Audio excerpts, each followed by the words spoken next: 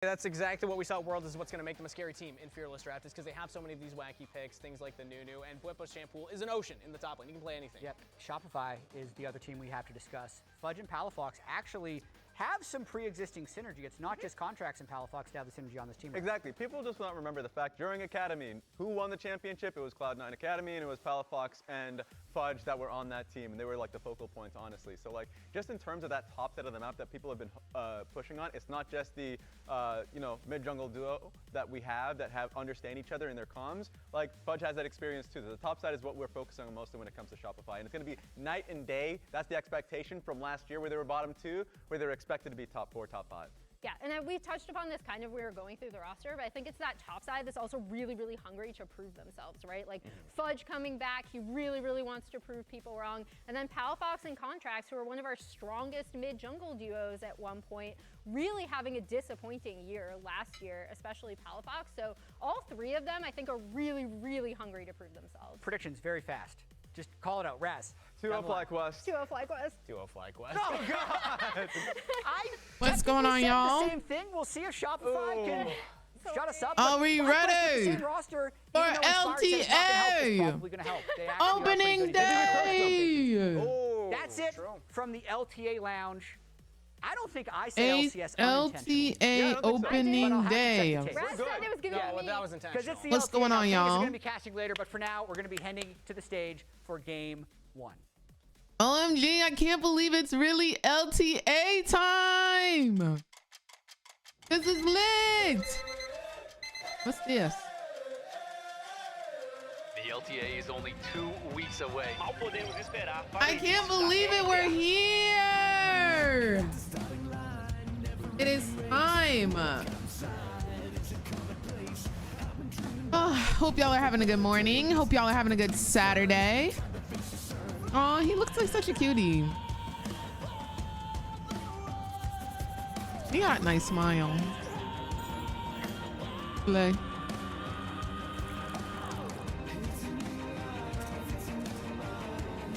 I love watching pro play with you. I love watching pro play with y'all. This is my favorite time of the year, man. And then when we get to Worlds and MSI, oh my gosh.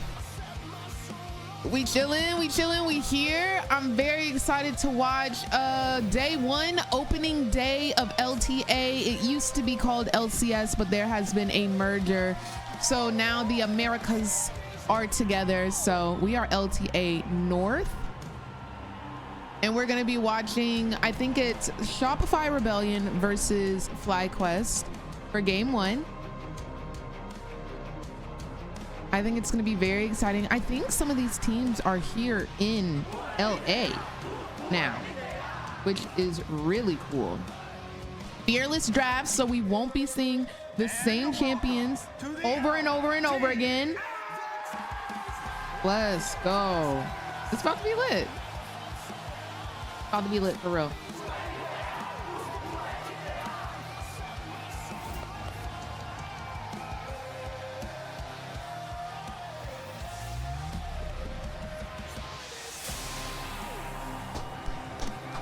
What's going on, Bard? How you doing, babe?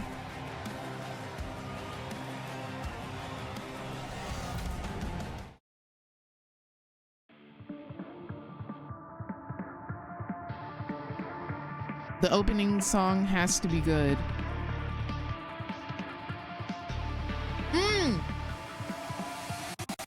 That's another thing. Oh, it's more rocky now. There's not as much bass. Why is it so rocky? What happened to our little trap beat? Why they change our trap beat? Why we in Screamo mode? Holy Grail, thank you so much for the 13 months of support. I hope you're having an absolutely gorgeous day today. Y'all, it is a new era for North American League of Legends. You just heard the new theme for this league. It's my pleasure to welcome you to the LTA and to welcome back the defending LCS champions, FlyQuest. Woo! Where they at? Where they at? Where they at?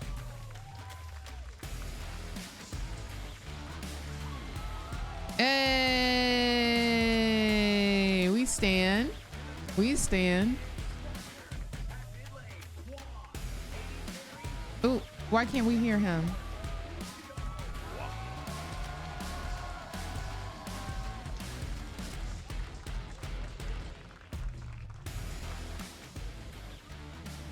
All right, welcome to the stage, to the LTA stage for the first time. FlyQuest, everybody, another round of applause. Woo! The fly jersey is eating. I like the pants. Before your match, I want to ask you, first off, reigning champions from the LCS era that just wrapped up. What does that mean to you coming in now as the defending champs? It just means that we're the team to beat. I think everyone's looking at us and what we're doing, and we want to set a high standard. Okay, do you have any message for the rest of the league out there as the reigning champions? Well, internally, we've actually been talking about streaming our scrims and sharing a little bit with the fans what's going on. Ooh. 7 out of 8 teams have declined, so we're asking, what are you hiding? What are you hiding? All right, congratulations on again being the reigning champions. One more time for FlyQuest. So back to the casters to meet their competition. Woo! All right, let's meet their opponents. Facing off against them, it is a moist new look for Shopify Rebellion. In the top lane, Fudge. In the jungle, Fudge is back! At mid lane, Palafox. AD carry, B-Boy. And at support, it's Zazel. Y'all, Fudge is back! Yay, Fudge! I know Mag's about to be happy. Go Fudge! OMG, I like their jerseys. Their jerseys are cute. Welcome to the stage, Shopify Rebellion. Fudge, welcome back to the league. I know a lot of people out there are excited about your turn. What does it mean for you to return to the stage? I mean, it's exciting. I'm here to prove myself again. And you think they're about to get clapped? I don't know. Opponents, so if we win, then we feel pretty good. Not only are their they strong opponents, mid-jungle but top inspired, I looks believe, had a quote where he mentioned Bwipo was part of the reason that you left the league to begin with. So do you have any words maybe for Bwipo ahead of your match? I think that was Jack was the reason. I can't blame him, though. I can't blame him. I'm back now, though. Who cares? All right, well, welcome back. Shopify He just called out C9 CEO, y'all. Best of 3 at LTA North. Ladies and gentlemen, welcome back to the Riot Games Arena. We've been here plenty of times before, but never under this love the banner. mess. It's time for the LTA, and it's time to kick it off with FlyQuest going up against Shopify Rebellion. I'm Captain Flowers, joined by Azael and Kobe, joining us for the TriCast here for the first game. Gentlemen, are you ready? I am so ready. I mean, the last time I was Okay, so FlyQuest, remember, they were pushing Gen G to 5 games. This is Fearless Draft, so that means whatever champions that they play in game 1, they will not be able to play again for the rest of this series. So on today, if FlyQuest picks Lucian Nami in game 1, they cannot play Lucian Nami for the rest of the day. That is it. So we will see a unique bot lane, mid lane, top lane, jungle, all throughout today. We won't get the same combo and watch the same boring team comps throughout this season. So love that. Absolutely love that. We're seeing some new faces. We got Fudge back on stage. Contracts is now on Shopify because NRG dissolved. They no longer have a League of Legends team. So we are seeing like different players come from different areas of other teams, but for the main part, all of FlyQuest is the same. As we know, FlyQuest actually made it the farthest at Worlds last year. And yeah, hopefully we'll see some exquisite gameplay today.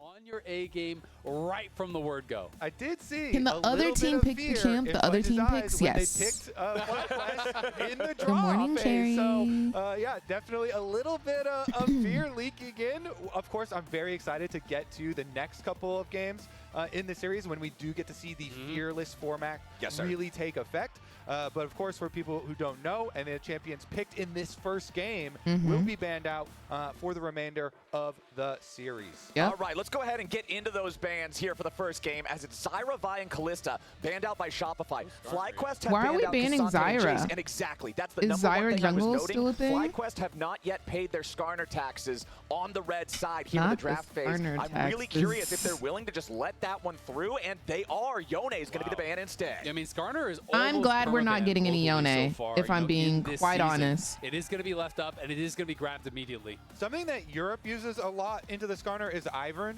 because your root collar is really good against it. And anything that you can use to try and like stop Skarner in the E is definitely very necessary when you're playing against this champion. But even so, everyone still prefers the Skarner. Like, it's just so good at ganking, so good at making engages, and you can just rush Heartsteel, so you get incredibly tanky very early on. So Yeah, even I'll in just the move face it of down Ivern, because you know, with I your can't Root Collar, block with your Daisy, right with here your shields during game. for your team, But I'll and move it trying back to, down have once a we good get into game. 5-on-5 setup and be able to kite back. It is still fairly scary. But the Ivern is a great call out, you know, because it is Yeah, a strong keep him matchup banned, into the please. Skarner, but also because FlyQuest used this to so much success last year in Summer Split, where it started having to just be chain banned against Inspired because they were playing these two-threat comps utilizing Quad and Masu, who are so good for the team as these two major carries. Very and just buffing them up informative. and protecting Period, them period, with period. that Ivern. It felt like it was impossible to beat them in team fights when they got this style. And I know Why that did they Masu ban is someone Zyra? that so Honestly, many I really fans don't are know. now just like rooting for passionately after his performance at Maybe Worlds, she's just a really stepping good up, support right showing now. up, just Really nearly impressive. taking out Korea's Look at number one seed. contracts. Would What a have cute been, in my opinion, the greatest picture. upset in League of Legends history for one of those Okay, matches. so we're getting So Ashe close, and but yet so Varus far, and you know that FlyQuest are ADC. hungry to keep that Interesting. improvement, to keep that progress going. And even without being able to pull off that upset, I think Masu had one of the best rookie years in NA League history, period, right? Like, he performed really well internationally. He performed really well regionally.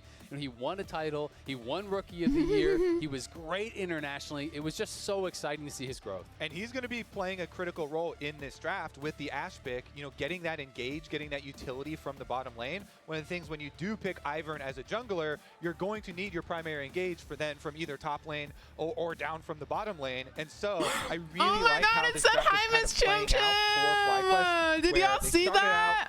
You know, giving over the Skarner, knowing they're going to do the Ivern into it. I They get love their it. engage with the Ashe bottom lane. And then Hey, they get bestie. Whippo on one of those special Whippo I freaking champions love. here with the Urgot I thrown freaking down love. into the Jax. As Ben would call it, one of the funny picks from Whippo. And this is one of the things that people were really seeing as a potential advantage for FlyQuest is we already saw them going so far outside of the meta, you know, last year with the Nunu and obviously with the Ivern when it wasn't I as missed it popular. where? We know that Somebody Whippo had brings out a all sign kinds that of said, stuff, "Hi, his Miss Chim Garen, his Chim." Olaf, his Urgot.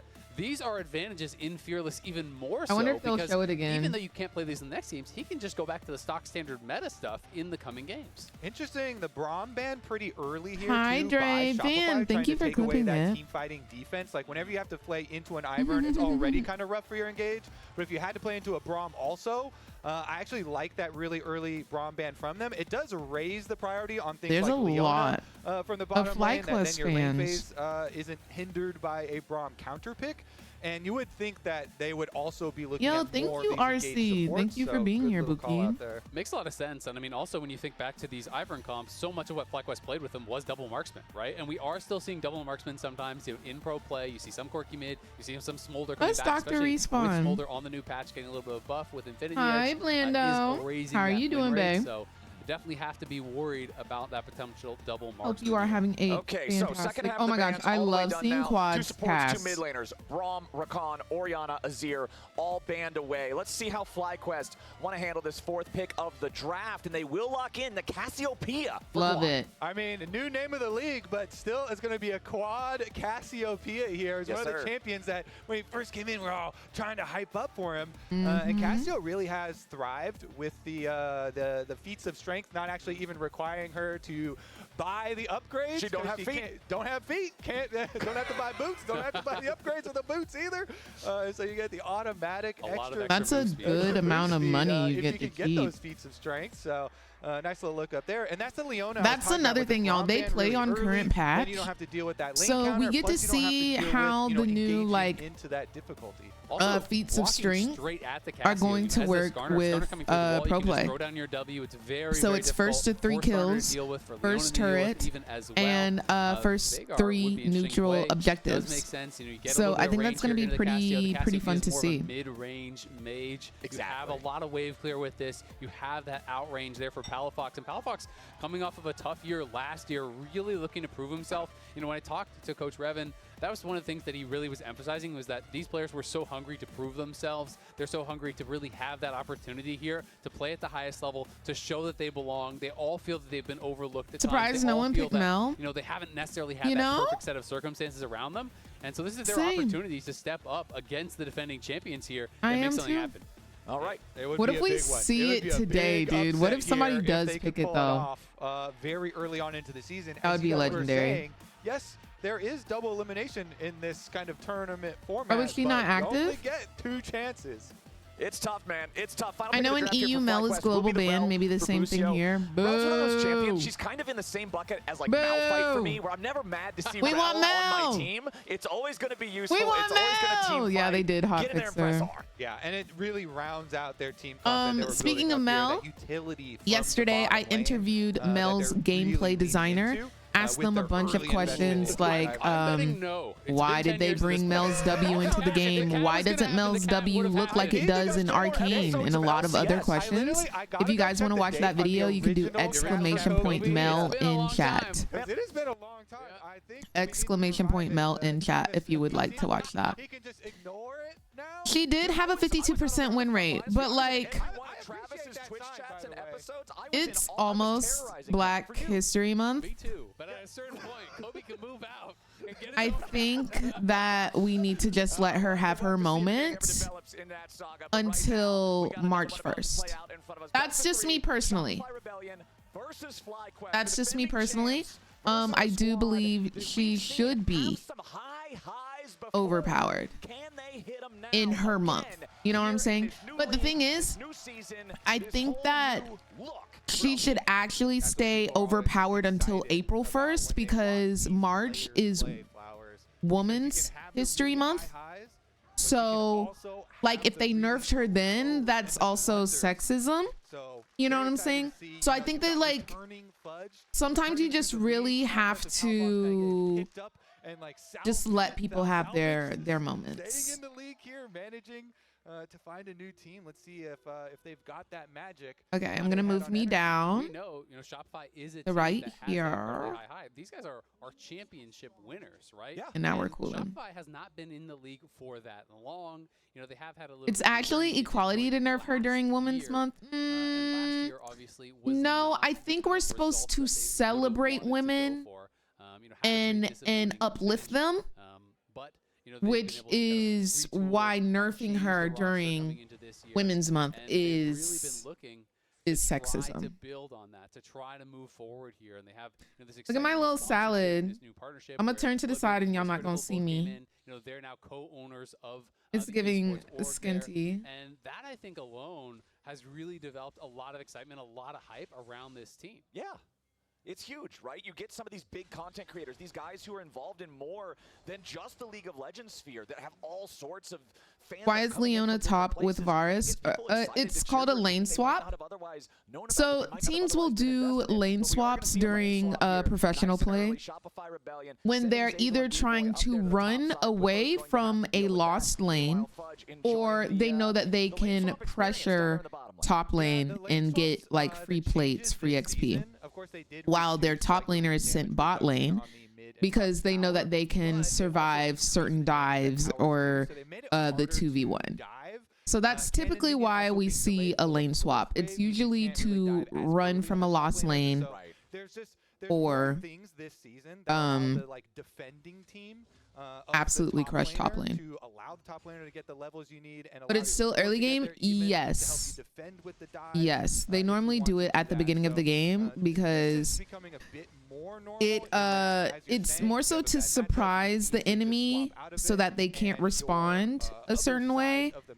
But quite as at risk. Yeah, I mean, there's really almost no drawback. most people expect the lane swap in professional play now. Teams even try to go for the dive anymore because it does become pretty risky. You know, the top laners get a lot more experience because that cannon wave is delayed. Can I stream this on TikTok?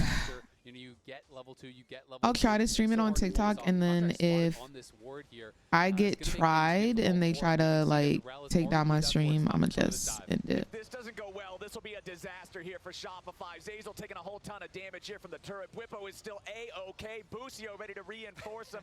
Zazel burning down. Not only does it not work, not only does Zazel lose both summoner spells, Contracts was sitting there watching a movie in the brush for the last 60 seconds. Not good for Shopify here on the top side. Yeah, I don't know if it was a very Not good he movie was either. watching a movie. Of a snoozer there. I think both teams were sweating. Inspired liked it. Yeah, Inspired liked it. I mean, honestly, it feels like both teams walk away from that one like, you know, first play of the new season. They were sweating a little bit. Some things went awry there. Like Busio wasn't able to hit his stun. It would have been way LTA worse day one. if Zazel had gotten stunned there. If Busio had been able to hit that Q stun under tower. But because they get out and because the supports both blow their flashes, it feels like both of them kind of walking away like, all right, a little bit of a warm up there. All right, we're chilling now. Testing the heat up power of the new towers. But at the end of the day, it still goes heavily in the favor of FlyQuest, and this is why so many teams don't even bother attempting those dives. I'm doing well, Adam. How are you doing, At a Bookie? time where if you're trying to stack it on the cannon wave, it's so late. Lane swaps are used to stabilize early games for champions that are disadvantaged until the champ is at a state where they can fight on even ground with their lane opponent or accelerate a matchup. Yes. Really manage that anymore. Yes. I recently watched a based on a true story movie called An American Crime. OMG, girl, I almost cried. What was it about? It's Inspired, who just got to power farm, you know, got to have his way on the map. And it's really interesting too because when you hear Whippo talk Ash laning phase is so annoying to play against. You see how after first back now both bot lanes are top lane? It's because Shopify Rebellion initiated the lane swap and FlyQuest didn't respond to it, but now they're responding. They're like, you are going to go up against this Ash Rel. And so now they're both in the top lane. Yeah, 2v2 up here in the top side, but most of the damage absorbed by the tanky supports, so not really anything too crazy happening. Inspired is I think they're running from bot lane. Shopify was running from FlyQuest bot lane. Isn't going to get the stun with a counter strike, so Whippo's still just fine himself. We have Ash ADC is very annoying to play in the against. next 15 seconds with control over the top lane belonging to FlyQuest. Who's her counter? Try to make anything happen here. Now Inspired is hanging around, but they're fine. Yeah, maybe someone with range? Here, trying to see if they can find an angle to threaten because Grubs are spawning on top side. That's why the bot lanes are up towards that top side. But having seen Contracts down here, it's going to be an easy start. So I guess Inspired. He knows there's not going to be any Caitlyn, somebody who can scale. And Whippo's just too healthy to really go for a dive. They don't have the damage to. Who's better, Leona or Rel? I think it's dependent on the team comp. There could easily turn around a dive. Yeah, Fear Beyond Death is crazy good at turning those around with the fear plus the execution. So FlyQuest will take this first one. This will be 1 out of 3 progress to their first feat. Reminder, since we are on the current patch, it's not first blood feat, it's first to 3 kills. The feat of warfare. Twitch chat was telling me, so I would remember the right name of it. Thank you, Twitch chat. I'm 100% sure Freak is the progenitor of these feats of strength because he loves the memes there, and you can use both types of feats. But both types of feats. I much prefer Grubs as my first like objective feat of strength. More than feat? Yes. More than feat. Why do you feel like Rel is better 9 times out of 10? The Grub buff also helps out with getting the first tower feat. Which a lot of times They have a lot of informative information on the screen now. This wasn't here last year. The Mountain Drink with you can the really rush to training them. like And stats some of that the it gives changes on you. this That wasn't there patch, last year, because we so are that's on pretty the cool. live patch that I really do like. It's They've changing done the a lot first of blood one upgrades. to the first 3 kills. That was a really good change. And so I find a lot of the times it does kind of pivot on who can rush down for first tower. And so if you've been trading the grubs for dragons early on, it just also helps you kind of domino effect snowball on that one. Well, the nice part for FlyQuest, looks like we've got first grubs and first Drake for their side. That's Wow. That's a pretty bad news here for Shopify. That's very bad. Or at least even on gold. With the way that the map is set up, I don't know how you lose both objectives Now Shopify does have an angle here in early the on. jungle, looking to control this red buff area before the second spawn of that lesser neutral objective. Inspired wanted to plant the grove there on his chickens, but will not be around. What is LTA? So LTA is will guarantee the combination of LTA North and South. Yeah, honestly, like the pace of this game. It used to be LCS, so now we have North America and South America together. League of the Americas, yes. Yeah, got the cleanse, misses the follow-up arrow. Masu with a good sidestep on that Cat one. Attack, thank you so much for the Twitch Prime and the 5 months of support. Hope you're having a gorgeous day today. Still with nothing but sunshine and rainbows. So Shopify are trying to bait their opponents to just step a little bit too far forward. Allow contracts to come to the wall here with the Ishtal's impact. He does have the Impale ready to go now too. We'll see if they want to go for it. Contracts going in. Boost here with a nice stun there. Onto Contracts. Flashes back out of the way. Ready to turn it around here with a crash down. Zazel flashing out as well. Palafox with that spiraling despair. Okay, B-Boy. First blood over to B-Boy. Might look for one more. Can't quite get the snipe here on Amasu. Another side step away from the piercing arrow. Palafox just barely managed to They get got the kill. him. That looked. For Shopify Rebellion. Masu with some fancy feet there, dodging out. That looked a little messy Westy. I'm not gonna lie to you. That looked like it was about to go horribly. They don't just get but it ended up working out for them. Yeah, Masu. I love how Masu has like absolutely bloomed into this beautiful flower of an ADC. Initial play there from Shopify. Absolutely gorgeous. Like it's starting to get to the point where we're a little bit. That counts. That's a hit.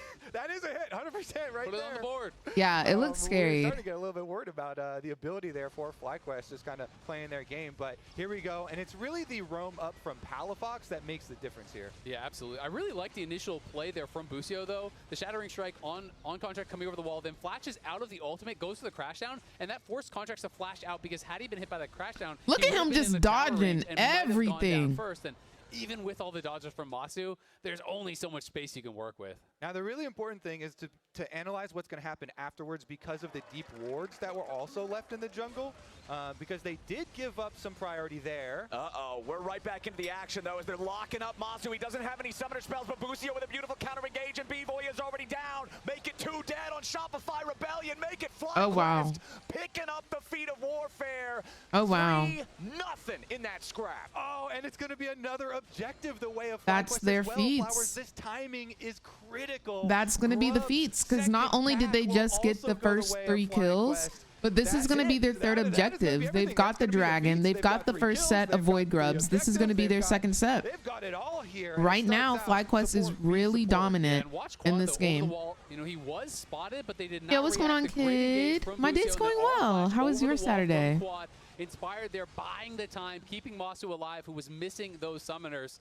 And Masu's Ash, they're beautiful. getting the plates on top side as well, as Whippo has time to push in. FlyQuest lost first blood and still first to 3. What is this ad on the side? What is going on? By Fudge. Did they get all 3 grubs? No, they lost one of the grubs. So they don't actually get the feat of strength because you have to get all 3 for it to count towards that 3 objective feat. Massive smite actually there from Contracts to be able to get in and deny that, still keep the feats of strength on the table to be able to contest. First turret will have to be claimed by Shopify, and they'll still have a lot of work to do to get 3 neutral objectives before FlyQuest can secure 1 more, but at least it's still possible. Yeah, I mean, Dragon's coming up pretty soon. It's an ad from the site itself. That's crazy. Bottom side of the map. I mean, you already have. Do I need to subscribe to not? Channeled over here, so you've got support and jungle already down towards Dragon's side of Do I the need map. to? They might want to just keep this action rolling. Quad's ultimate will be back. They don't have their critical flashes on their team, though, so maybe Palafox and B-Void the carries here for Shopify with their flashes. will be able to make something happen. But if they are unable to, FlyQuest will just keep on with Am their I in game full screen? plan here. Yes. They've got river control. They have I am very indeed. good vision set up. Yeah, I mean, it's interesting because it becomes kind of a bit about to front Thank to you, back, Van. Because Masu and Quad don't have I flashes. started watching None your of the streams a few playmakers months on ago. Shopify I team hadn't have played League flashes in either. years. Their Now I'm carries back are to more my safe, volley but top it is very nonsense difficult daily. to Hey, fight let's front to go. back And how are the against games going? Inspired here on this Ivern. He already has the Moonstone. You can see a lot of key item completions are coming through. But Shopify does get push in mid.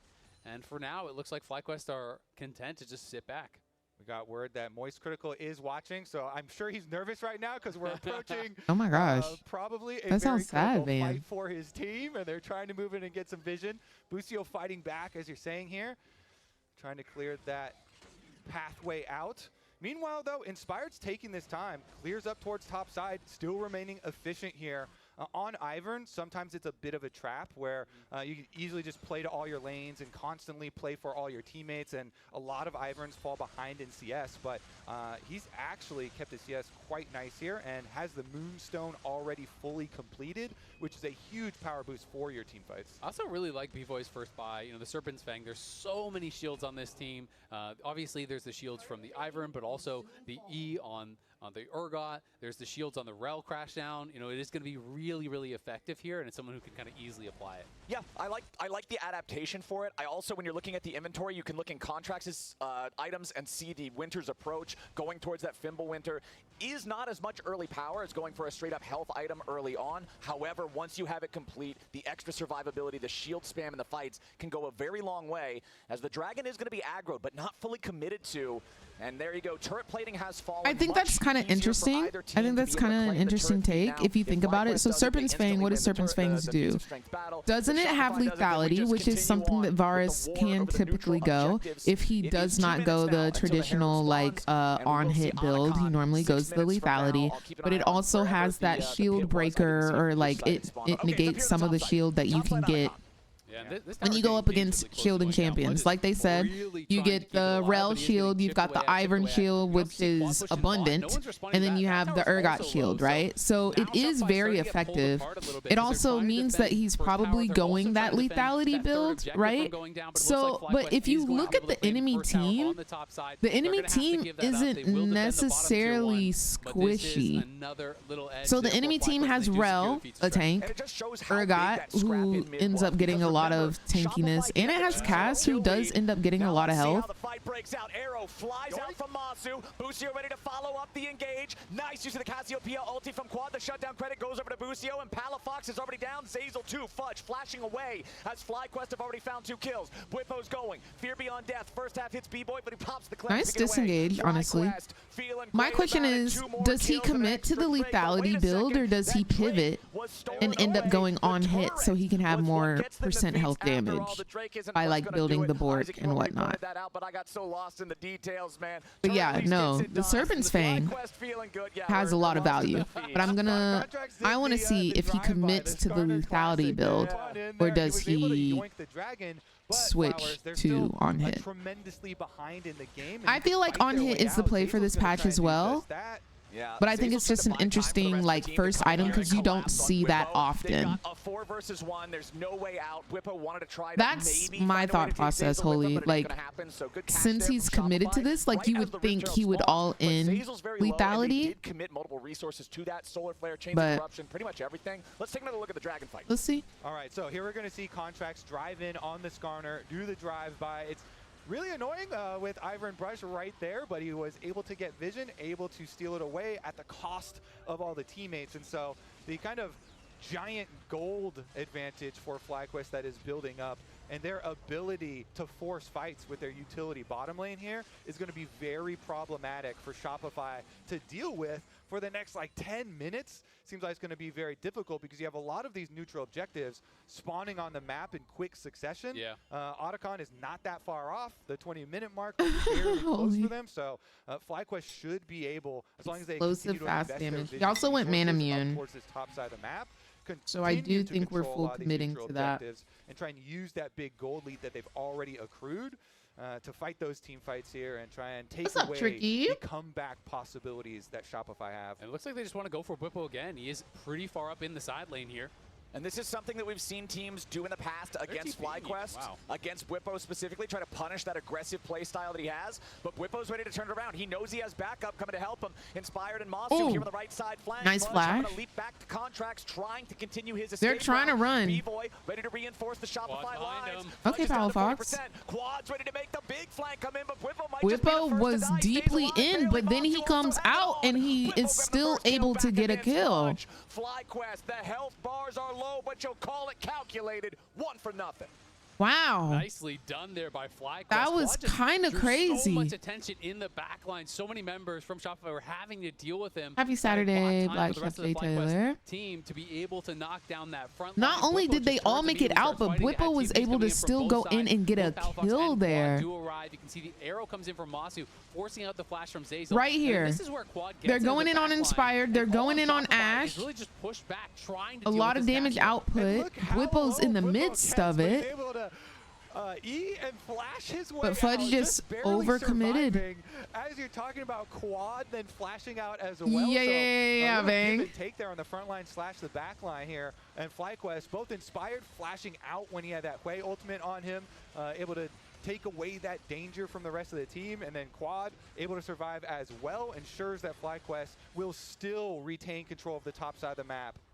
And B-Boy has no flash now because in that replay you saw the damage. Quad hit B-Boy it's Quad. with 1 Q and 2 Serpent Fangs. Took him down to below half LTA is technically the same thing as LCS, but not really. So LCS is the professional gameplay for North America. But now LTA has LCS, but also South America as well. He's really going to play his game. So some of the teams from LCS did not transfer over to LTA. We lost NRG. We lost Immortals.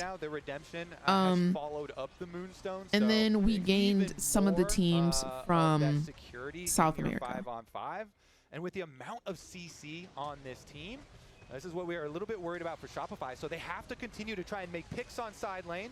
Nice slam into the wall with the angle there from Contracts, trying to take down Bwipo. Bwipo wanting again to try to use that ulti to make an even trade, but it does not happen. Zeyzal stunned up a little bit here. Busio lands a shattering strike. We call it a follow-up, but there's just no damage nearby. Quad and Masu. Yeah, 100 Thieves might leave but it's not going to work out after this year. Still with a 3,500 but we also got Disguised Toast. He has a League of Legends team that was in the 2nd tier. It was in the Challengers tier, which is basically like, think of LTA as varsity and Challengers as junior varsity. Disguised Toast had a junior varsity team, and now he's playing on the main stage. So we're going to see Disguised Toast team tomorrow. So even though they lose Bwipo, because of the fact he had TP, they are still able to get 2 objectives out of it. Speaking of objectives, Otacon now on the Rift, and it is Voracious Otacon. If y'all at home have trouble remembering that one, which one's which, remember that Voracious means hungry. If you're hungry, you're not full. You're not full power. You're not the big one. You're the little one. Voracious Otacon is the little one, and that means he is hungry. The hungry one gives you the GA. This is scary stuff. I think you were going to say you're hungry, so you eat the roses. No, I don't know. What does that have to do with anything? No, the roses are the big one. Yeah, see, exactly. That's what I'm saying. No, that doesn't make any sense. Nobody eats flowers, man. Fudge is in some trouble. They're trying to eat some fudge, but they aren't going to get him. Not all the way. Instead, Shopify turns what is up with these analogies? Contract is taking a kill. Now Palafox in danger. Flashes over the wall, but the arrow follows him. Masu on a rampage, on the warpath, on the hunt. Volley flies out, but it misses both targets. Masu wants to go after Fudge. Finds him with a little bit of damage, but the counter-strike might just be ready to turn it back around. Masu still slowing him down, still gunning him down. Masu about to eat him up. Look at that double kill, triple kill, quadra kill. Is dead in the dirt, and Otacon's the reward for FlyQuest. I love me some Masu, man. Vicious, voracious Otacon. Because I always thought of it, okay, so you're trying to do what? The Fudge? Is hungry because there haven't been as many kills in the game, so he's hungry for more kills. No, he's hungry because he's not I'm more with you. I'm more with you. You guys, no, that's not right. He's hungry because he's not full, because he's not full power. He's not the big one. He's the little one. Well, he is the one. FlyQuest is looking fed right now, so I'll say that much. Masu, finds the angle now to chase him down, and FlyQuest really I keep saying looking this. good in these 5v5. Shopify have been good in the side lanes, you know, finding This picks, finding means angles, that but when it comes time to FlyQuest is going to it have does to not have a feel like they whole have an new answer. team comp next game. They can't play Urgot again. They can't play Ivern again. They can't play Cass. They can't play Ash. They can't play Rel at all for the rest of the day. This is a best of 3, so the first person to 2 wins. Wait, is it a best of 2? It's a best of 3, right? It's the best of 3. So the first person to 2 wins wins it all. Yeah, it's a best of 3. I think it's LEC that has a best of 2. No, it was Australia. Australia used to have best of 2s. But nobody actually dead as Masu just tearing through Contract's health bar. Again, he's not afraid to die. LEC is best of 1 right now. Gonna keep him healed up anyway. They don't even lose the false life. Masu's going legendary 8, 1, and 4. Oh, He's nearly got twice as many kills as the whole damn Shopify team. Bwipo looking to cut off the escape route. Palafox fears him, but Palafox will be the only one getting away as Contracts drops. Masu It is not looking good, y'all. FlyQuest are making them look ridiculous. Finally, They are kind of making them look ridiculous. Now, I don't think this has to speak to Shopify Rebellion being donkey booty cheeks. Thank you, Erica.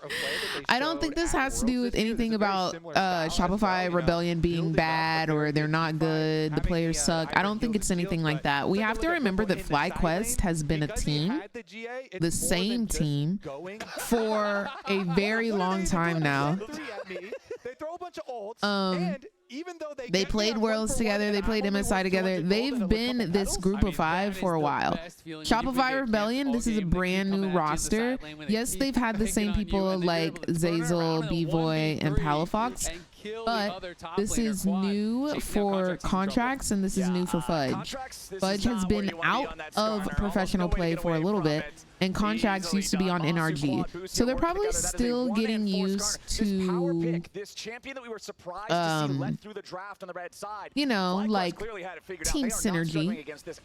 Yeah, they were already Ivern enjoyers, and so oh, really, play Bang? into that side. It also does Yeah, help, Fudge is back in the top lane. Patty, thank you so much for the resubscription and the 5 months of support. Hope you're having a beautiful day today. FlyQuest were already doing really well last year, and they won the league. Yeah, a lot of people talking about scrims, you know, early this year. We're saying much of the same here, where That's FlyQuest are kind of tough. picking up where they left off. A lot of last visa year. issues, I guess. And I think this also plays a lot into kind of the new era of draft philosophy that you have to take with Fearless. If you're on red side and Skarner is normally this tax, this mandatory ban, if you're confident you can beat it, let it through the first game. All of a sudden, you don't have to worry about that automatic ban for the rest of the series, and your draft is much more flexible, much more freed up. Yeah, and so Skarner a lot. Oh, look at the little kitty kid. But even pro play as well. The reason, well, let's see about the desperation play first, because this could be exciting. What is he doing? Fast with Cassio and Ash this fed. Yeah, this is very scary for Shopify. They will. It's so hard to get in there. Yeah, You know, you have just keeping it leashed. They're just keeping it leashed with Daisy. The brush is also really annoying to deal with. You have to go in here. You're blind. The enemy team has just so much CC ready to counter you. And here we go. Oh, here we go. Here's the engage. Shopify tries to fall back, but they only fall down. Masu's legendary. 3 dead bodies on Shopify, and it's about to be 4. Beautifully done by FlyQuest. Tell him to wrap this one up. Right after this has got to be just about the end of the Tell game. them to wrap this one up. Yeah. FlyQuest, they managed that so well, utilizing the Ivern ultimate, keeping the Baron leashed, while 3 members kept Shopify at bay. They claim the Baron, they claim the fight. They're going to claim the first win of LTA history. FlyQuest is making this first game go exactly to clean sweep. You getting mopped, ho. They controlled the game from the very beginning. They had Shopify downloaded. Let me go ahead and turn on some Nick Key. On the Nexus, 26 minutes into the game, 19-5 on the board. FlyQuest are up 1-0. All right, that's first game of the day. 26.5 minutes on the clock. That was a fast one. And they were just able to it was a fast one. ramp up the base in these team fights. They were so dominant in the 5v5. They crushed Shopify. It felt like in every major team fight. You know, Shopify had some good early action, you know, able to find a dive on top side, able to pick on Bwipo a few times. But when it came time to set up for those objectives, to set Big up for unveiling. it just looked like FlyQuest with that Might draft, be coming up soon. I don't know if it will very creative, or both the not, coaching staff as but well there as the might players. be It's something Byron coming. there. When he came into the show, I don't know if it comes now or later, he but loves, you know, drafting we weird shall things, see. So I'm excited to see now the continuation of this series with fearless rules applied. I will be leaving you, but I'm excited to see how the draft goes. As am I, my friend. We'll see how that continuation goes. We're headed to a break, but as we go, let's check out a message from FlyQuest to their fans. Oh. Correct, Zenji. Hop on League. Let's play a few 8 rounds. Okay, I'm getting on. I feel so ready to play. Yeah, okay. We did it. We have to watch the jersey reveal together. FlyQuest just dropped it. Okay. So pretty. Basil! I love this jersey. It's so cute. Wait, the holographic is pretty cool. Yeah.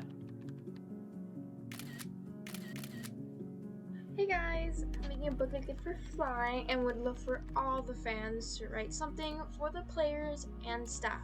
Attached is a Google form with more information on where you can leave your message. The opportunity of this. Whenever I think about the sacrifices my parents made, I feel like I have to push myself forward whenever I make a goal. Oh, it's never over until it's over. I think it's kind of over, but like I really do wish FlyQuest won. They got summer split. Jensen got benched for summer. No way. For real? Yes.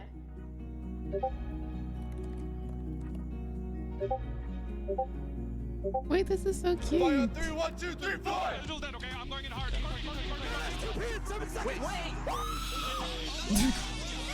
This scream is crazy. Big-time fans are now finally rewarded with an LCS championship. This one is for you guys. Is he gonna go? No! Girls New, video, new. you guys watch it? 활강에 오게 돼서 정말 I was confused by the Discord notifications too. 잔재를 만나게 돼서 더 흥미로운 것 같아요.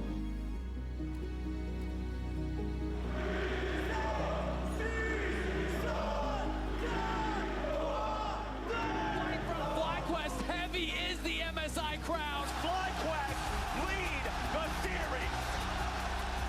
The fans have been awesome. The org has been awesome. This has been a long time coming.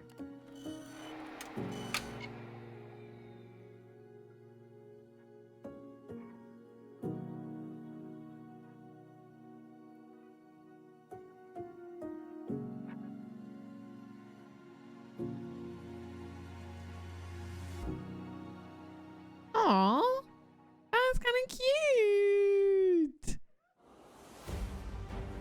That was kind of cute. They had a cute little fan video.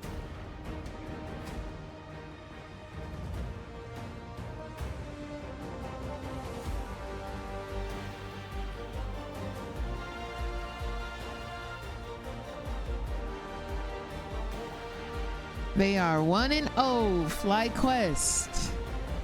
How can you not be a Fly fan after that? Yeah, they're all like super duper cute, so you can't hate FlyQuest. Red Bull gives you wings. Oh, are you a 100 Thieves fan, Holy? Oof. Oof. Oofy.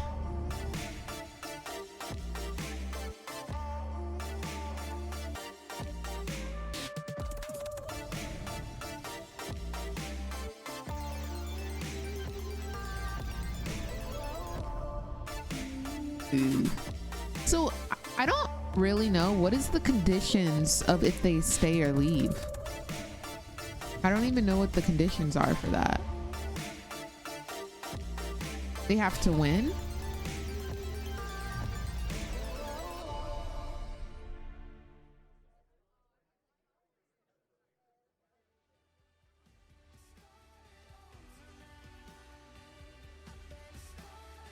All right, 3 minutes till the next one. After this, if FlyQuest takes this next game, which they just might, we will see C9 versus Lion.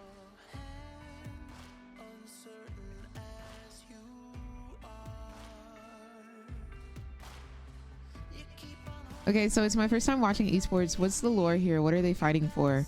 The championship. They want to see who will win, like, out of the North or out of the Americas. It's not North America anymore. It's all of the Americas.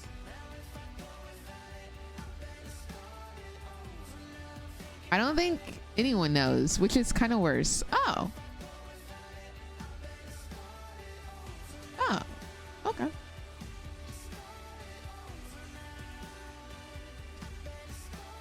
I think it's really cute how they think C9 versus Lion Gaming was supposed to start at 4 o'clock. But FlyQuest kind of speed running it right now. Yeah, holy.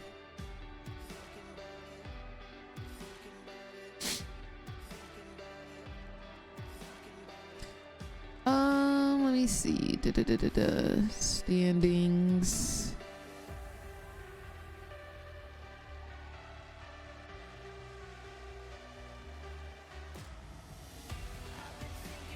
So the teams in LTA North is Team Liquid Honda, Dignitas, 100 Thieves, Disguise, Shopify Rebellion, FlyQuest, Lion, and Cloud9 Kia. And then the teams in LTA South are Vivo, Leviathan, Pain Gaming, Loud, Isurus, Furia, Red Kalunga, and Fluxo. And together, LTA South and LTA North is LTA.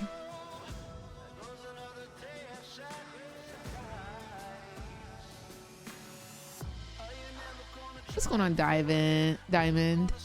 We're doing well. How are you doing?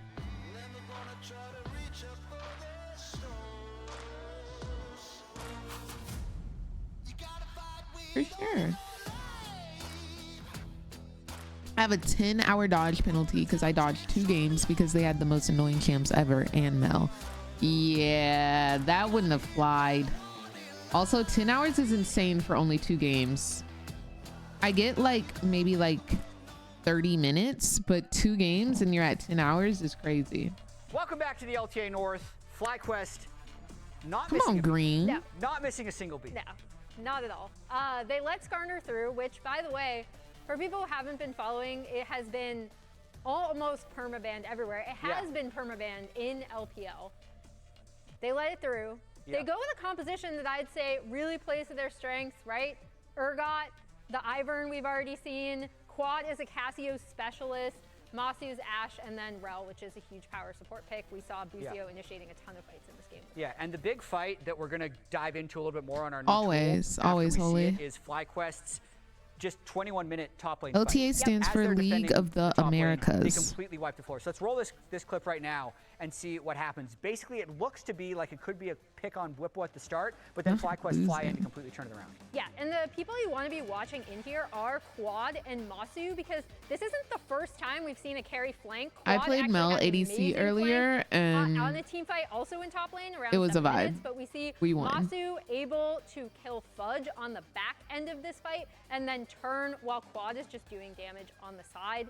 I mean, Masu's Ashe, we've pointed out how accurate he's been with his arrows, but just his positioning and the way he flanks around these team fights is so impressive. Yeah, so that fight was basically just after, you can see on the screen, just after 20 minutes when all these kills happened. I need to back up again because my shirt caught it. Yeah, but just showing it did get this nerfed right here. Quad did about 4,000 damage in that fight. Masu did 3,000 damage, and even just by dying. Oh, wait, I have a giveaway. Just in that fight. They gave me stuff to give away today. The shielding just in the fight. The shielding and healing. And that's just from that moment of the fight. Just that fight from the Ivern, I think is so I have codes to share with the community in celebration of LTA opening weekend. Redemption, I believe, ended up saving Each Masu, code awards the champion Mel and an LTA in emote. The total damage throughout the game, as you can see, is about 20k from both of the carries.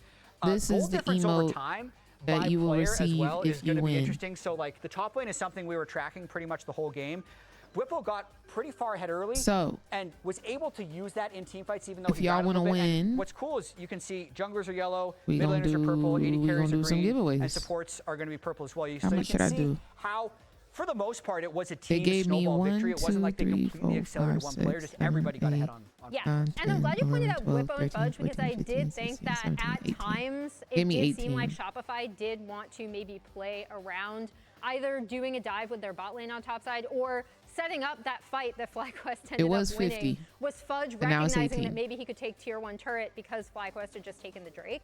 So I think you could kind of see them trying to play around it, but Bwipo also just soaked up so much attention as well. And we also saw the voracious Otacon buff coming into play where he's just like, well, yeah.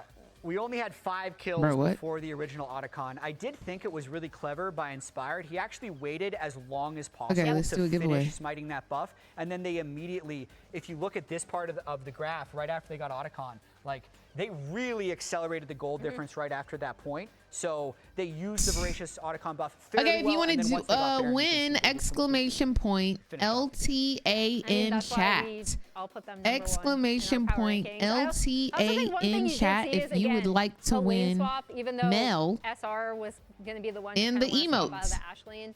FlyQuest are so exclamation point, LTA in chat. But now we will toss it back to the cast to see if they think Shopify can recover. I'll try and give away 3. So the first one's going to. Thank you very much, Emily. And I do think it's looking very FlyQuest favorite. Obviously, everybody predicting that coming into the series because they are the defending LCS Congratulations. champions. And I think that they were playing really well as a unit DMing and really well individually. shortly. When I look at the Shopify team, they're obviously, we mentioned it before, they're playing with a substitute support. So I'm not going to look at them and really harp on the team play because and it's the not next the winner roster. is. But I do want to see these guys, particularly like Contracts and Palafox that we know have high highs and low lows, showcase individual like sharpness. Congratulations, Sunny. You are the second winner of today. And then we're going to do Uno Mas. It's going to be really tough. You know, FlyQuest definitely. And the last one is. Part of that is the draft. Part of that is the composition. They had a very strong 5v5 team. Yeah. With the Ivern with a lot of protection for these really powerful carries that were very well played by Masu and Quan. Congratulations, everyone. I will be doing multiple of these. There are literally 18 of them, and I have to give them all away this weekend. Watching a movie on an old TV. That was good. So, that was good. do not fret if you did not win one this go round. But yeah, we're gonna be we'll be doing more throughout the day and throughout the year. Fearless bands there in the middle. Those are all the picks from last game. They do bear with me as I hand out these codes. We're going to be seeing all new champions in the second game. Yes, best of 3 Fearless isn't the craziest thing ever because you don't have to rotate through a million different champs. You know, if you do get the best of 5, that's where Fearless gets really kind of wacky getting into game number 5. Yeah. But I still do enjoy it a lot more. Just have the variety game over game to not be seeing the exact same comps run back game over game.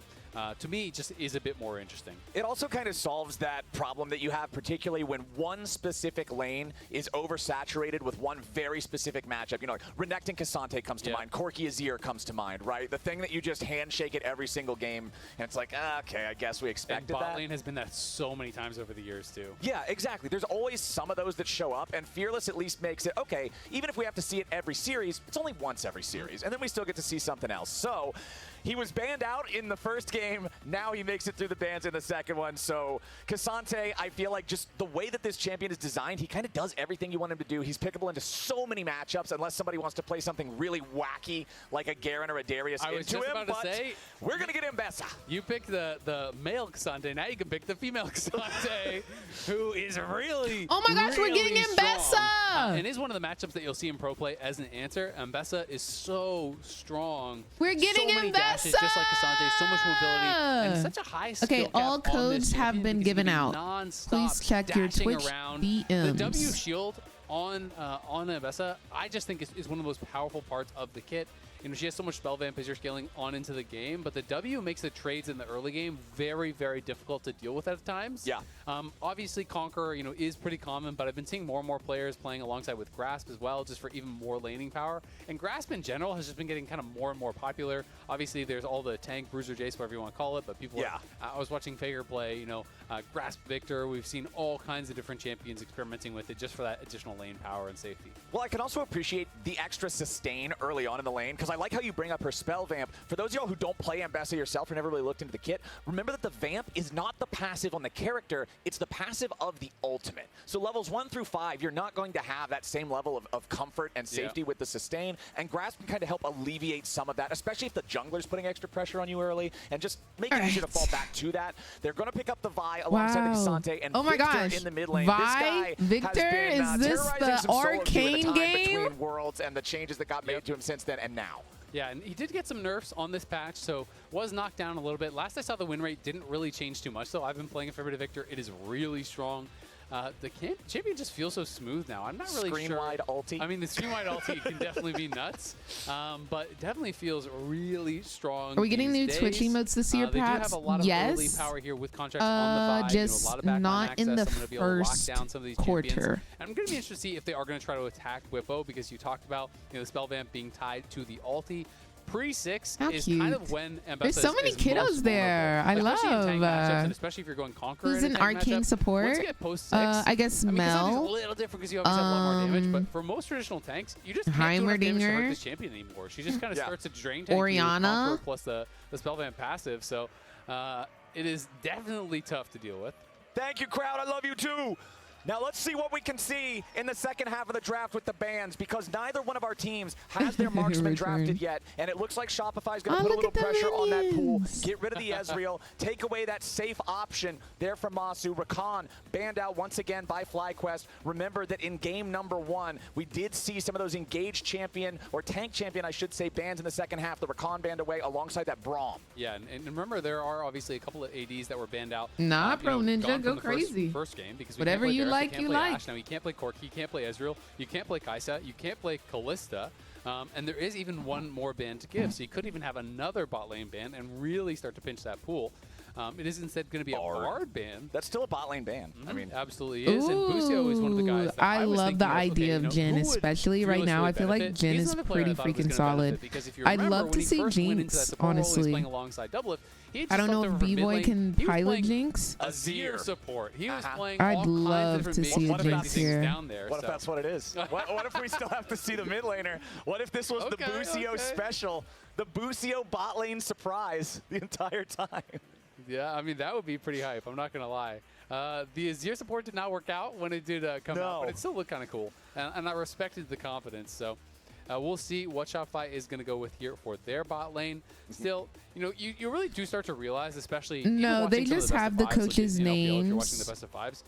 It does on the top. kind of hammer home. The fearless bands in the middle means that those are the champions that cannot be used because they were played in the first game. You see what I'm saying? So all of a sudden, this is a fearless draft or a fearless draft tournament. So if you pick a champion in game 1, you can no longer play that champion for the rest of the day. Plus K'Sante could be Shopify. No, okay, we're gonna go with the Maokai instead. Maybe that guy was in Arcane. Just yeah, maybe he was one of the trees. Yeah. Wow, they actually picked in pick order. Yeah, there was all kinds of like wide shots. Top was picked first, then jungle, then mid, then ADC, then support. Is he Noxian?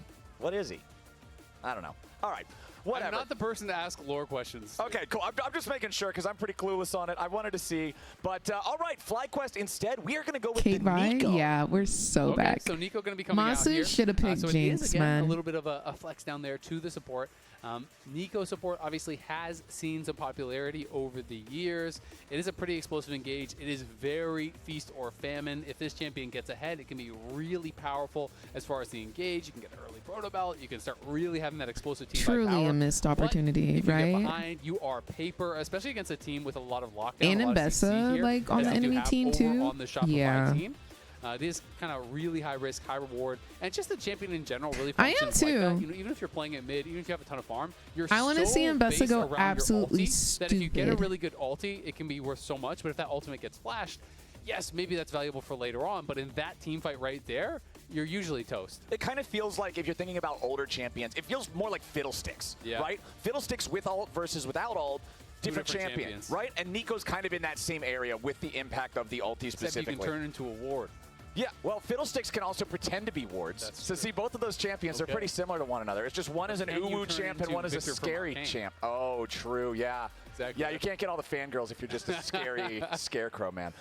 Okay, we've got ourselves lined up now. The drafts are ready. It's time for game number 2. FlyQuest, if they perform like game number 1, I don't see how Shopify takes it from them, but maybe they got something cooking. I would love to see Shopify come out with some sort of a curveball, right? Something that their opponents aren't quite expecting to try to catch them off guard. This FlyQuest is looking like the team that can once again just run it back and run the league. Yes, sir. They are looking really, really strong. I will say, Shopify. Let's get into this game, bro. Let's get into this game. This time around, they have a lot of scaling. They have a lot of frontline. They have their engage here, you know, both with the Maokai as well as with that Vi. Dude, I want to make a mug cake. 4 men on top side, even 5 with the Mbessa just kind of trailing. I'm kind of feeling a mug moving cake. forward to get an early ward down. Okay. And try to spot out, you know, is it going to be a lane swap? What's going on here? Of course, it's K'Sante versus Mbessa, and it's also Nico versus Maokai. So guess what? Shopify don't want that 1v1 and 2v2 lanes. So FlyQuest is really trying to figure out, okay, where are they going? Where do we need to be? Because they are trying to match. They are trying to say, all right, if your bot is going top, then we're sending our bot lane top too. Right. And at this point, it becomes a little bit of a guess. We obviously have full vision, so we know that Caitlyn's going bot. They have not spotted that. They're not going to know until K'Sante shows on this ward in lane up on top side. So that's really what they kind of are waiting for here. And we'll see, you know, if that is going to be spotted. They're aware, it looks like. It's this ward right here. So now it's spotted, and you can see Bwipo actually waited the whole time. So he's just staying up on that top side. And is going to be able to move up there. Basically, what they were saying is, as y'all know, there's a bunch of lane swaps going on in pro play. And as we were discussing last game, the only way to know that a lane swap is coming is to either try and predict it or you see it. So what FlyQuest did was they invaded their top side early and placed a bunch of wards so that no matter where somebody walks, they will be able to determine what champion or champions are going to top lane. So since K'Sante stepped on this ward, they know that it's going to be a normal laning phase. Their ADC and their support are going bot lane, and K'Sante is going top lane. Unlike last game, when the Varus and Leona went top lane, they had no way of knowing that. They didn't have these early wards placed down or anything like that. So they weren't able to predict that. Look at this. One thing I did want to ask you, Coach, going into facing FlyQuest in this second match is what it's like to draft in Fearless with such a short turnaround time in these best of threes. You just need to react very well. What are the priority champions that have been picked so far? Cross them out. What is up next? Try to secure those and then try to build a comp around those that have been picked in the first rotation. What do you think is a strength of your team, either in draft or just in gameplay, that you can use to go up against a team that is as good and like tight playing as FlyQuest on the map? I wouldn't know if the extent is advantageous yet because obviously they're the previous champions and they have all very strong players, but I think our players also have not only their individual skill level, they're very open-minded in matters of practicing champs, what is good, what is not, and they're very also eloquent about expressing their thoughts, so it makes it easier for us to progress as a team. All right, well, thank you so much for taking the time. We'll throw it back to the game so you can also watch your players. Thank you so much. See you, Gasters. I always think it's fun hearing the coach's opinions. Yeah, Mags, I knew you were gonna love that Fudge was back. I was waiting for you to pop in. Thank you so much for stopping by. Fearless because they felt it meant they had a lot more impact on the game. You know, especially some of the top coaches were really talking Is this strat bad for solo queue? I know, but I just want to know your thoughts. So personally, especially in low elo, I think yes, it is bad for solo queue because it's hard to execute without the communication that the pro players have. Professional players have not only communication such as like comms, but they also have like synergy as well. I turned the stream like low because I was talking. That's why I turned it down. But I'll turn it back up for you. On Cassante just makes a path, gets to safety. But what I will say, it's because I'm not trying to talk over the casters too much. TP and Whippo is not teleported yet. So he chunks half his health there. If you can actually keep him from crashing the wave, Whippo can get a base, TP back, and try to lock Fudge into a disadvantageous lane. So that one little gank there was actually much more impactful than you may realize. If that had been pre-teleport, Fudge's bases comes back full health. You lost half your health to that. So your buy is no longer really that big advantage because of that chunk that Inspired got. You love to see it. Inspired showing up, having that presence in the game. I do too. No, I love the little Poro. Well, the big Poro, honestly. He's been in North America. The guy is very good at being able to impact the map in meaningful ways, even the ones that you wouldn't normally think about, like you're saying here. Just the timing of the gank, even if it's just a quick little bit of damage, it does pay those dividends. Shopify Rebellion going to start up the Drake here with contracts. B-Boy and Zazel making sure that they're ready to help their jungler. But Inspired is ready on the approach. Palafox with control over the mid lane, though, will force Inspired back. Shopify staying on Body that Drake. Got it down to about half, but an Earth Drake it's a big Poro. He's trying to delay for That's not a little Poro. The little Poros are on A-Ram. She riding the Poro. Was just trying That's to say, big okay, Poro right there, baby. Can I make them come off that dragon? Ain't nothing little about time him. for Quad to get back, because if he had been able to do that, maybe they could actually look for a fight. Nicely done from Shopify to grab themselves. Masu is using the new Jin skin. 1 out of 3 on the way to that checkpoint. I want to see him do the. Remember the previous game, 3 grubs and the first Drake both went to FlyQuest, so their backs were kind of against the wall on those neutral objectives for Shopify from the very beginning. This time around, feeling a lot better about things, even if Inspired does end up securing the grubs for himself. Whippo now level 6 on the Mbessa. This does mean that he has that extra spell vamp like we were talking about earlier. Brutalizer's a great early purchase, hitting that threshold to be able to buy that completed component. Feels really good, but it's Fudge and Contracts now making their approach up into the top side river. Looking at these grubs, Inspired wants to be able to secure at least the one. He just wants one. Contracts and Fudge jumping in, forcing the flash over the wall from Inspired. Fudge does have Fudge the ability want more? to go all out. Inspired slows him down, keeps him away. Quad coming up. Whippo's also Was here. Fudge could be in some danger, overcommitting? but the all out also provides an escape mechanism. Whippo trying to jump in on top of him, find some quick damage here at the very beginning. Inspired locks him Whippo is up, but he getting goes those autos unstoppable in. yet We again, got the given ulti from Pathmaker. Mbessa. Whippo jumping in, but now he might be in a little bit of danger too. Nice shuffle comes out as Quad Oh my lays down gosh. the damage, and it's first blood over to FlyQuest. Cassante, aka Fudge, dies. On the run, FlyQuest in the 3v3 come out on top. They just managed that so well. Inspired gets over the side, and Fudge just can't quite get in range to go all out. Busio looking to try to chase down Zazel. Won't have the damage to finish him, but you're pushing on all sides. You win out of the fight on top side. You're going to be able to get an additional grub there, and He they're taking flashed plates too, and potentially yeah. threatening to dive. B-Boy down to 200 HP, just barely lives.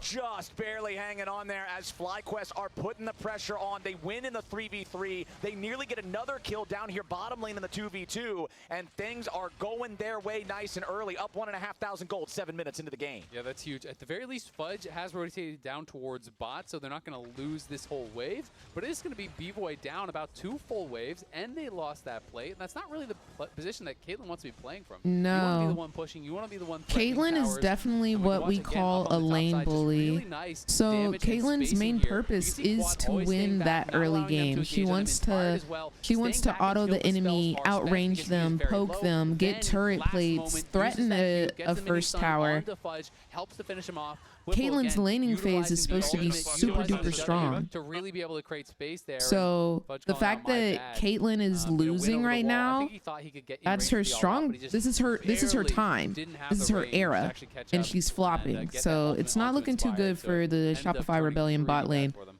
I mean, I Another say this thing all the time. is, League of Legends is a game of small moments and just very small differences, making the ultimate gap between the teams that much wider, right? Like just that small little bit of, oh, I thought I had it, but I was a little bit off, can come back to bite you. It's so true, right? Because someone plays an early fight that little bit better. Now all of a sudden they have an additional item that maybe wins that next fight that you Just might by a have been little able to win. You play that next fight really well. tell That's not too bad. FlyQuest to They have play 1,000 more Senna so I gold. can They root for actually them. win I'm dead. anyway. And that can I'm really gonna tell start them to play snowball, Mel, especially like, when you're going lock up against in. a team like FlyQuest who just heavily out team fought you. That can be demoralizing to have that early game go bad when you already know the late game was rough last time around. And now Fudge versus Whippo. Looks like we're going to get An all-in attempt coming out from We got a little anime fight going on here. Needs a little bit more time for his cooldowns. Does kite it out pretty well, and Inspired's ready to join up. Fudge now in some danger, and there's your Glacial Prison. There's the outplay. Blippo just baits him in, dodges out long enough, and gets the reward. I love seeing her flourish. No, neither can I. It is just not. I love seeing her flourish. There's a lot of years, How many brother. dashes were there? Yes. I'd say we've got about a millennium between these two champs, and it's pretty tough. But hey, since they're against each other, obviously they go blow for blow. That'd be lit, 2 versus bang. 1, the extra man makes the difference. Absolutely does, and that is tough for Fudge because Fudge, in the midst My of mother all is this, eating, had been losing correct. farm. He swapped down towards bot side.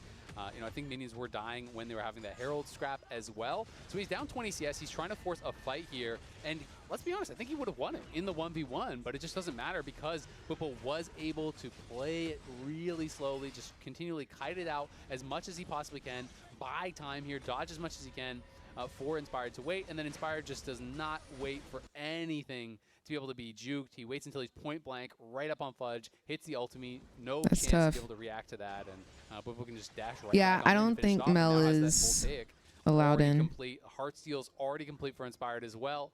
Those are really strong.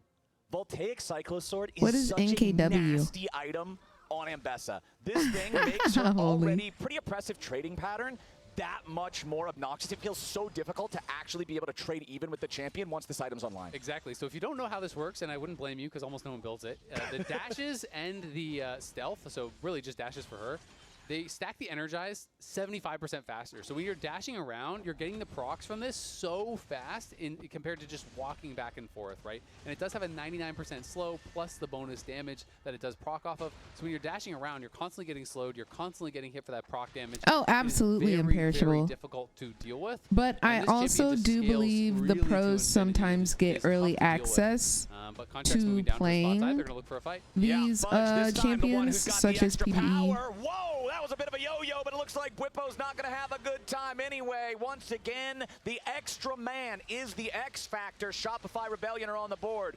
FlyQuest in the meantime going after that second set of grubs. Looks like they should be able to secure all 3 here. Yeah, it looks like they're going to get it for sure. Inspired still has his smite available for this last one, so that is going to be secured. FlyQuest 1 kill away from that first feat of strength. And working on these objectives, they do get 5 grubs. Of course, they don't get credit for that first 2 grubs that they got. And Contract's just trying to take Dragon down on his bottom side. Lucio looking to push him off. Okay, Maokai LT shot out. Infernal Drake secured by Shopify. So Shopify needs 1 more neutral objective for the feat. FlyQuest needs 1 more kill for the feat. And we still don't have any turrets down for either side. Yeah, no turrets down. Also worth pointing out that little interaction. Okay, they there that fighting Lucio for the was feats. using. They fighting for the You can use your feats. clone to block the Maokai ultimate, and then all just kind of stack behind it. So it's very difficult for Maokai to find those long-range engages sometimes. And you want to be able to throw that down, force someone to eat it, and then hard engage off and on that person and be able to kill them. But the Nico clone just kind of rejects that completely. All clones kind of have that special power against something like a Maokai ultimate, an Ashe ultimate, whatever, right? Like you think of Wukong or LeBlanc, right? You think of a Shaco clone. Any of these things can be used to block those massive, slow-moving things that can really otherwise have some disastrous consequences.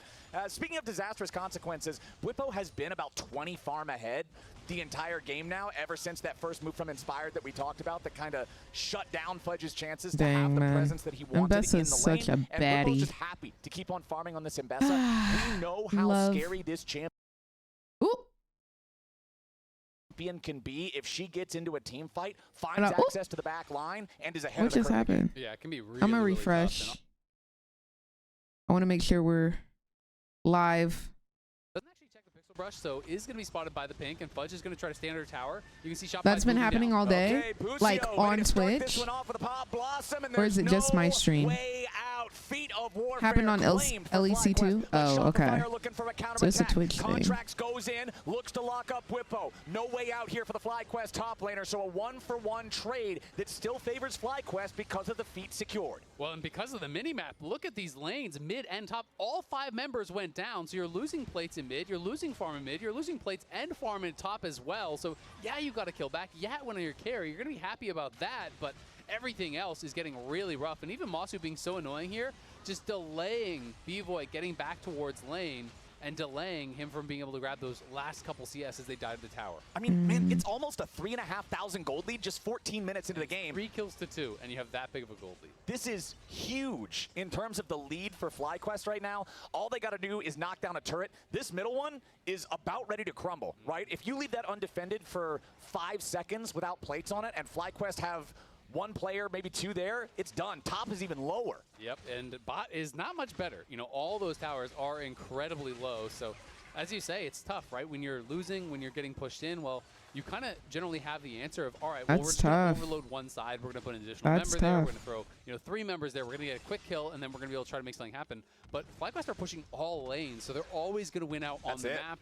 You know, this is going to be going down. As you said, they already got the feat of warfare, so they are going to be able to get the feats of strength claimed back-to-back games. For what it's worth, in Pro, it has about a 74-75% win rate globally. You know, it does change a little bit whether you're red side, blue side, but it is very strong. You know, obviously, a good indication that you're winning the game when you're kind of getting the objectives, getting the kills, getting everything. Fudge getting the better of Whippo in this 1v1 so far. Whippo did dodge away from the 3rd hit with the knockback of the Intofo strikes, so feeling pretty good about that one. 3-2 still that 3,500 gold lead. Palafox getting some alone time with the top lane turret. We'll see how much damage he can do to that one, because FlyQuest are overloading bottom in return. Busio moving forward here, wants to hit Fudge with the Tangle Barbs, not quite having the range on that one, but Quad, Inspired, and Whippo are all also here. So is the Wave with a cannon minion, and FlyQuest with 5 grubs, Isaac, are just gonna melt this cannon. Yeah, this thing is going down very, very fast. They do trade back top lane tower, and so there's going to be some gold there for Palafox, who was also the beneficiary of the kill down on bot side. But Masu now moving in towards mid. Are they going to look to go for him? Inspired's going first. Nice shot there on the B-Void. Forces out the cleanse, and now Contracts has to try to get away. He wanted to flash, but he still gets caught by the pop Blossom. Counterattack comes in as Zazel's ready to try to help his team, and Busio's going to be the only one killed in the scrap. Nicely fought from Shopify. Yeah, nicely done, but they are very low, and Quad is here. So again, they're going to lose the tower. They get the kill. They lose out on the objective. That has kind of been the theme of the game. 3 towers down already at 16 minutes. You can see Bwipo on the Mbessa. Wrap it up. Yeah, it's looking kind of tough. I think that it really comes down to like FlyQuest looking like the team that they are and were last year, and Shopify is a newly formed team playing catch up. Another pretty much guaranteed tower for them. And when am I gonna join an org? Yo, whenever an org wants to sign me, Shopify can do anything. We in there. I mean, at the same time, yeah, Whippo's just gonna grab the tier 1. So that's just tier 1s melting everywhere. All 3 of them down now for Shopify. The tier 2 even taken in that bottom lane like we saw. Rift Herald in the pocket of Inspired and FlyQuest, who are now up 4,500 gold. The only thing they're behind in is Dragons, and it's not that big of a concern, really. Yeah, and you can even see Quad is going for a pretty greedy build here, going for Deathcap second. So he's going to be able to make his way towards that. When he hits that spike, that is going to be massive. And, you know, you can use that Herald to try to get an easier in towards that Dragon. You know, drop Herald mid, force the response there, take a free Dragon. Instead, it's just going to be Shopify kind of doing what they did last game, overloading the side lane, trying to look to pick onto Bwipo. Bwipo playing with fire a little bit here and seeing if he can steal away some of those mini Krugs, but he is going to keep his health high. 4 members from Shopify were on that top side of the map. The Dragon will be given up for sure, as Masu's just going to push out mid, and you're going to see Quad likely go down towards bot and get that moving in the right direction here. And then Inspired can just kind of back up and look to reclaim vision and control around that top side so the Bwipo can play more aggressively. So I guess I gotta ask, it's feeling like, I know it sounds doomer, but what even is the angle for Shopify, like long-term in this game to come back? Are we just kind of crossing our fingers and praying that FlyQuest lose the momentum to stop Victor from hitting 5 items? Yeah, I mean, I think you're kind of just praying for Victor to be able to make something happen here. You know, they're playing a very slow game, so you are looking towards scaling, you are looking towards team fighting. You're hoping that, you know, some of these members that can. What are they even saying? Like the Mbessa, they're talking about like they can maybe at right now, like what can Shopify Rebellion do to win the game? It looks pretty hopeless. You flash out of it on your carry, so they're trying to see like, is there any light at the end of the tunnel, basically. Down, right? You know, these are the kind of things that they're going to be looking for, but it's tough because FlyQuest is spreading the map open, you know, and really making it difficult. So even when they do get a 1 fight, they're losing more elsewhere. But I think it's going to be down to Otacon, which is going to be up here, you know, in a little bit over a minute. Herald's going to get summoned. FlyQuest is going to try to put themselves in the best possible spot to take that Otacon, but I think we're going to be a game that just comes down to a fight around it. And if FlyQuest gets it, I think it's going to be a bridge too far. Ooh, nicely done there from Fudge, trying to lock Bwipo up underneath the tier 2 turret, but it doesn't work because Bwipo's able to make some distance, get himself away to safety. Masu jumped on by Zazel, but Masu also flashing out with a Pop Blossom, defensively used by Busio to protect the exit of FlyQuest. It was a little dicey, but critically they stay alive. Shopify, oh, that's got to be upsetting, man. You know they wanted to full send, be able to grab Okay, nice flash to save the Masu. I like that. Turret going down. Yeah, and Inspired actually had to flash to block the Caitlyn ult that was on Masu there. He was nervous about that being enough damage to finish him off. You know, he has a lot of AD. It is an IE rush and a longsword on top, so he has a lot of AD in there. I'm not 100% sure if it would have killed him, but it would have been incredibly close. A lot of damage. And I think it probably would have killed him. So I will say, yes, frustrating that you don't get those kills for Shopify, but no flash Inspired, no flash Bwipo, no flash or cleanse on Masu, and the flash is going to be up for Zazel. The flash is going to be up for Contracts. You wanted the way in. This is it, right? You know, this is that window where when Masu has no summoners, if you can find a good pick on him, you could maybe get that early kill and turn the game around.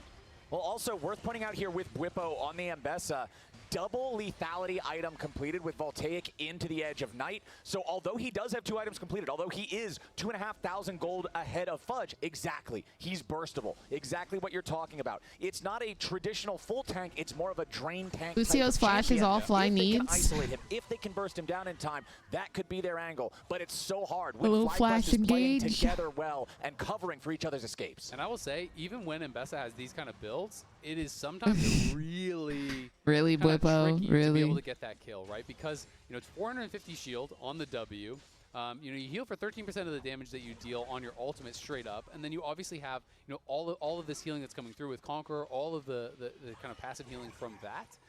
So if you don't get that 100-0 kill, this champion can become deceptively tanky, just straight up through drain tanking. It can become really tough. So, you know, if you're going to commit for the pick on Mbessa, you have to have that Edge of Night popped off, and you have to be going for that kill. But you can see FlyQuest already on Otacon here and is getting down to half HP already. Shopify are on their way. Never seen full lethality in Mbessa. I've seen it a couple of times. It's time to start doing, TP's coming in down here. A lot of people say the way to fight for Otacon is to not fight Otacon, but to fight the enemy team and just try to kill the enemy team. Because it's pretty tanky. Through it with the Arctic Assault, nicely done. But it's Shopify with control over the Otacon that has not reset. 5,000 HP on the objective, but Shopify's got to be careful. Bwipo again going to be the target. Bwipo's gonna die. Bwipo finally falls. Palafox takes the kill, but Contracts has to try to escape now. The Glacial Prison won't find him. He tries to re-engage, instead gets caught. Ooh, big ult from Big Busio. Bwipo the only one dead on FlyQuest. And now Quad gets to go crazy. Nothing left to say with a triple kill over to Quad and another team fight for FlyQuest. Good googly goo. For FlyQuest, they're going to be able to get Otacon off the back of this again. It was a kill on the Bwipo, but they commit so much onto him in the whole time. Quad is hitting, Masu is hitting, and B-Boy was still low from that early chunk that Bwipo got further back. You can see. Do they end up killing Masu here? Trying to keep these carries away. Palafox They can't do. really fully commit in. B-Boy can't really fully commit in because of the threat of the Nico. And so yes, even though Masu does go down, Quad was always untouched. Inspired creating space. The question for him. is Otacon or Otacant? It's a 4-kill Azir. It's Otacon or Otacant? And it is the GA Otacon. And with it taken to this time, it's even going to be there for a force, you know, on a Bwipo dies, then we kill the other team. Which is often the death knell of any game. They have a 6,500 gold lead. All 5 players have a false life. They probably wouldn't know what to say, Day. I'm so for real. They'd probably be like, oh, and then they sent it?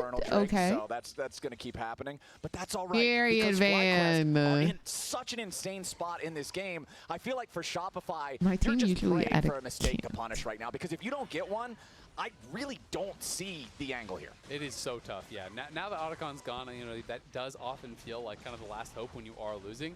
You know, one of the things that Otacon does do is just makes it so smooth to snowball a game to victory. I tried Axiom on Caitlyn and I had like 40 seconds reduced cooldown. Previous seasons, there used to be this on the ulti. You know, kind of after Herald has been taken, before Baron is really viable, because doing a 20-minute Baron was so incredibly dangerous. Most games you couldn't do it. Realistically, unless you're monstrously ahead, you wouldn't really be forcing Barons until like 23 minutes or something if we're going to get a fight. Yeah, Bwipo's just ready to go in and put some pain on Palafox, but now it's Bwipo who's found himself behind enemy lines and not in the good way. He withdraws 200 gold over to Shopify, but it's just an easy opportunity, again, for FlyQuest to force this. It's exactly what you're talking about. This is the tool in their toolbox that allows them to keep the momentum of this game shoved down Shopify's throat. Exactly. I mean, it looks like a silly death until you realize he just respawns instantly. Where's in the base, the game? And they got 2 towers, including a Nexus Where's tower the game off it. shoved? And Quad, he's going to die too, sure, but again, now look at top, look at mid, right? This is the problem, is that you're just forcing your opponents to spend more than they can afford to spend to try to defend these plays. Now Inspired is just going to go in for B-Boy. He'll kill him or he won't. It doesn't really matter either way, because top lane is dying too. He just goes in, forces it. He even gets the kill as Bwipo comes back. They're going to be able to get this kill. Dang, they kind of just playing in their faces. Top lane tower is almost dead. Mid lane tower is gone. Bot lane inhibitor is dying now to Bwipo. And this is the problem with this Otacon. It's so tough to defend because they just force any fight. And when you're already the team that's losing, you have to spend so much to defeat them once. And Not even the when you fully wipe them, say you go pause. 5 for 3 in a fight. That sounds amazing, right? From behind? Yeah. But then they all respawn and it's a 5v2 on the map. Voracious Otacon is not okay. I feel like it just completely can choke you out of the entirety of the game. The fact that you just get to, we'll be right back. Put the egg rolls in. You got to. I like the emoji. There you go. More egg rolls. Time out. This can't be right. I can go for the egg rolls. I'm not really sure what the pause is for. Maybe for the egg rolls. Oh yeah, okay. It's for the egg rolls. Shopify's. We don't want the players to get hangry, you know. Yeah. We don't want that. There's already enough of a reason to be. They're already having to deal with their opponents just inting into their base without being punished because of the power of the false life. So You can pause. It's usually for like technical difficulties, glitches. Obviously, we talked about it at the start of the day, but man, going up against the defending champs as your first game of the split is always a tough ask. Yeah, so we have a report here. So Palafox reporting what he believes to be a potential bug with the Victor Ultimate. QC is going to investigate. We'll keep you guys updated as far as any information I get. I will let you know. Cool. But yeah, I mean, Kobe and I did the show match. You were there too. Obviously, we saw the draw show that was there right after it. I always we were think talking to the players. these type of every single player wanted to die. pauses are always a little silly billy because how Victor Ulti got a bug. Some of the players I was talking to and some of the coaches I was talking to was like, well, FlyQuest is what didn't happen, Bessie?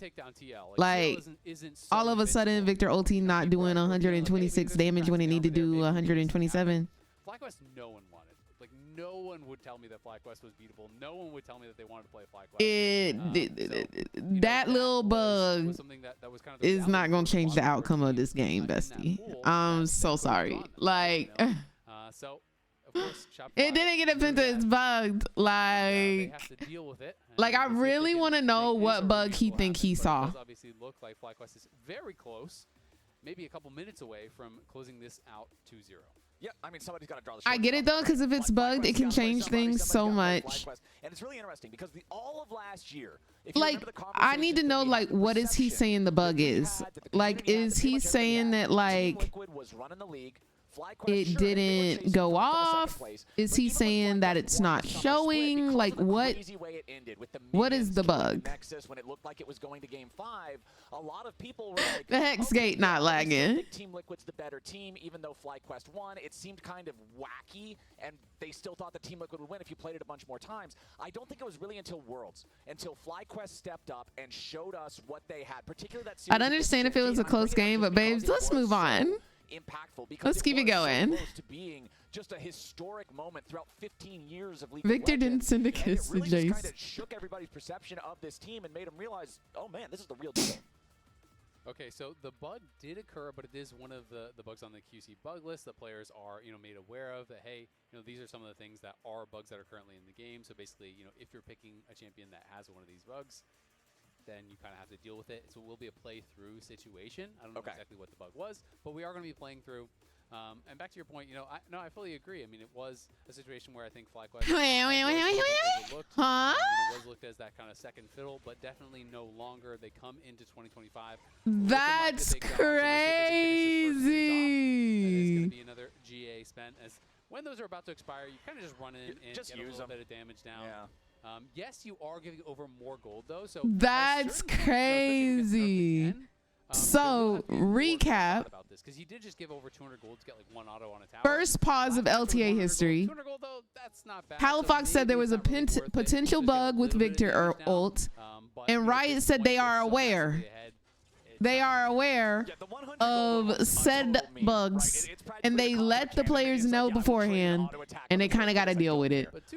That's yeah, like you're actually most of the way. Riot just said, exactly. And if it was sucks to suck. Like 300, well, now all of a sudden it's like, yeah, you do res, but they're still getting a lot of gold from wiping you. Sucks to suck. Oh my gosh, that's crazy. Make it happen on your own. And that Azir is 3 items now, and I think they are aware that he is around. You should not try to jump this dude when he has friends and you're by yourself. Don't kill the jungle dog. Oh no. Oh, there's one. Let the wolf go. There's 2. There's 3. There's 4. Oh, now the cannon's just gonna hit him. One more hit. Oh, they're just gonna give it to Inspired. There it is. Inspired will pick you up picked him. Contracts had no way out. Oh, now Palafox is gonna be in some. If they were told that, they shouldn't have picked Victor. I want to know what the exact bug is. Let me see if there's any research I can do on that. Right now on the Rift, Baron is alive. Objective Victor ult bug. And they damn well should be because it's a 9,000 gold deficit. Inspired and Masu starting up the Baron with just the 2 of them. Bwipo and Quad both ready to join. Busio hanging out on the flank here. He knows that as Nico, he doesn't really do anything to the Baron. It's all about having the flank in case Shopify tries to approach. Busio also on top of a control ward. He knows he is unseen. Wrapping around for the full-on engage here. That apparently you can't upgrade your R as Victor. Situations, being able to take the Baron, being able to put themselves in a I think that's what it is. Absolutely. I mean, you can't. Normally, maybe we want to try to challenge, but Contracts was. You can't upgrade it. And not only that, you had used Maokai ult, you'd used Victor ult, so I think without those, there's not really any shot of being able to contest. So I think you just kind of have to button up.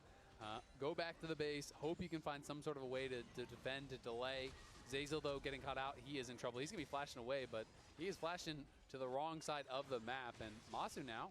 Yeah, Contracts. Oh, no, dude, he's got to be gone. Like, you have to reach a certain here.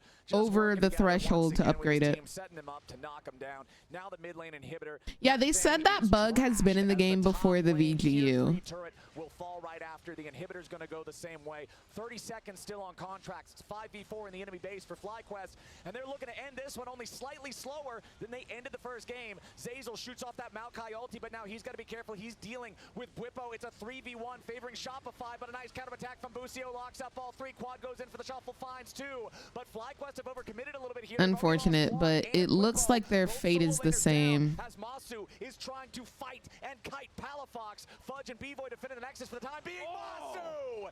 It's him! It's always been him! He outplays him again and he makes it happen. Finally gets shut down by Fudge. Shopify holds on. They will have another chance, but FlyQuest has them bleeding. The 6th man, the Nexus Tower, really keeping Shopify points alive as they just dove right past it. Bwipo went in so early on the Ambessa, gets burst down. Quad is and that's the homie's fault for playing Victor. Yes, he knew it. And so Shopify still alive, will not. The reason for the pause was there was a bug on Victor ulti, but the resolution was that Riot knows there's a bug. Riot told all of the players that there is a bug on Victor, and if they pick him, they kind of have to deal with it. And so they said, like, we told you, so it's kind of SOL. That was the resolution. So technically, yes, that is on Palafox, but also, shout outs to Rush, wherever he is right now. I hope he's doing well. All right, FlyQuest with why is the game bugged? They had the Baron. It's just about to run out here, I think. Shouldn't be like we need to on that buff as they have total we need the bug fixed at the same time.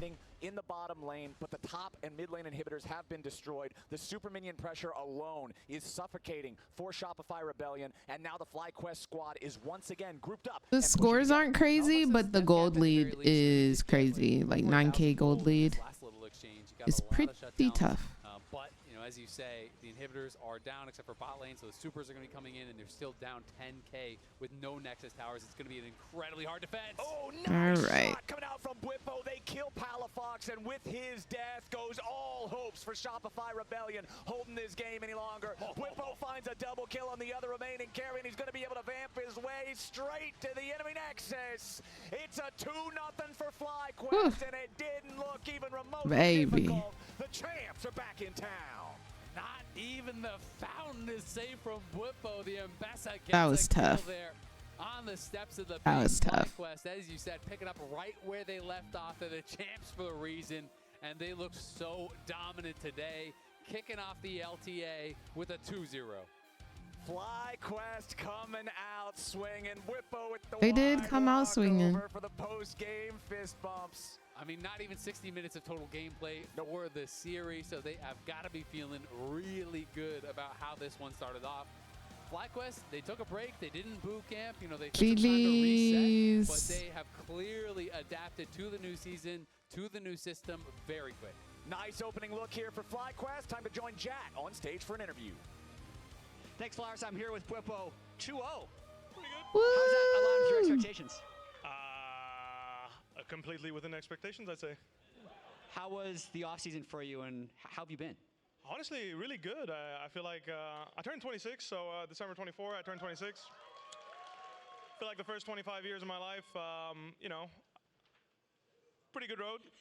I want to kind of work on what I've built, and that's kind of the goal. So for me, you know, I talked about my mental health last year and all this stuff. I feel like this world's run, especially on an NA team, the people I worked with, the fact that I get the opportunity to work with them again, is really going to be an opportunity for me to solidify what I've built in those first 6 years of my career and kind of make it the standard. Yeah. And I think a lot of people might not know how unique it is to keep exactly the same roster, even pretty much the same coaches year over year. What kind of opportunity does that allow you into this new 2025? So for me personally, the biggest opportunity is like keep building on the trust you've already built. For example, like we came back into practice, and the very first thing I'm working with Quad is like, hey, I know that you might feel like you have to hover because I'm going to feed. Trust me, if I'm feeding, it's because I know it's okay to feed. So I need you to trust me, do your own thing, commit to your play. I'm always going to keep you in mind. I trust that you're making the best play at that moment. I want you to trust that I'm going to make what I think is the best play. And if it's not, you can yell at me later. It's fine. That's amazing. I also saw you took some time in between games to type some things on your phone and send them out to the world. Do you want to say what you said and kind of why you did it? So for me, I mean, we got to draft Urgot, Ivor, and Casio. If anyone watched our Worlds run, that was kind of what we used to beat Asian teams. You know, some of the best teams in the world. Maybe you'd want to not let us play that kind of composition into 3 melee characters. It's a thought. Obviously, I don't know what's going on with them, but really the number one thing I want to bring kind of to the audience is more like 7 out of 8 teams didn't want to scrim us. We are the team to beat. So we went to Worlds. We got quarters. We played a very intense best of 5 against one of the best teams in the world. We want to show the rest of the league and our fans kind of what makes us winners. And the fact that they are not willing and they're hiding things and then come to stage with this shit. Are you even watching us? Like, are you even like scouting us? What are you guys doing? You were off for 4 months vacation and then this is what you bring? To me, I want to level up the level of the region as a whole, and I think that revealing what we do will make everyone else better, and therefore we will level up the whole region and have better performances, not just looking at FlyQuest, but looking at TL, looking at C9. Every single team will play better, and I think that's important to keep longevity, especially now that we're merging with the South as well. They will also learn, and I just want to make NA a powerhouse, you know? Yeah. And just specifically, you're speaking about streaming your scrims, not just scrimming the team. So streaming the scrims, that would be extremely entertaining. There is a very popular team doing that right now.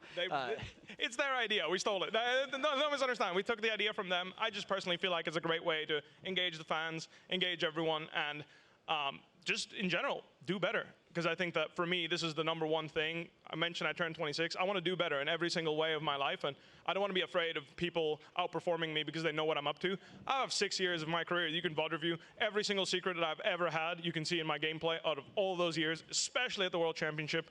I've never left anything you know, behind. I've always put everything on the game on the Rift, so I'm not afraid to show you what my day-to-day looks like and kind of elevate the rest of the teams, because I feel like there's too many teams that are clearly not using every hour of the day as well as they should be. Love to hear it. Would love to see you guys scrim against other teams on stream. Congratulations, you played great today. Hope to see more of you later in the year. That's it here with Whippo. We're gonna head to break. Great stuff. Woo! Woo! What an interview.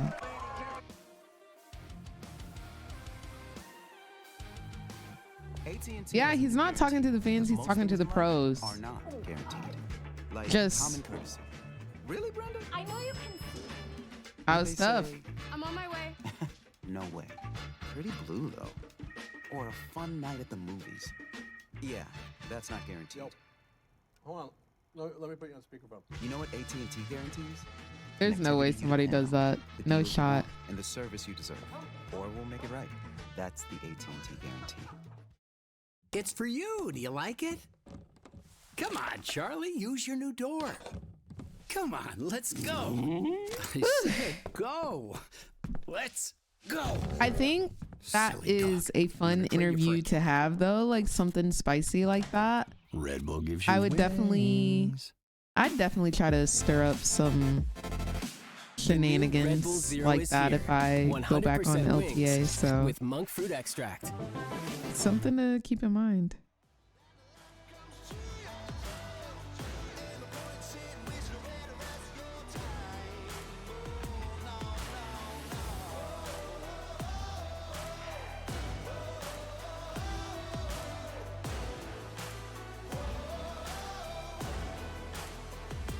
There we go. Okay. I was a little bit scared for a second. A post-game interview like that is talking about your opponents and how you just beat them. It low-key is a BM session in every sport for those. Sometimes it's not about what you're saying, it's about how you say it, is my thought process. No, the way I would have been, ooh, if I was on that stage. I think that will definitely start a conversation, though. I think it will definitely start a conversation. Let me see if I can see anybody talking about it. People are saying release the scrims at NA teams.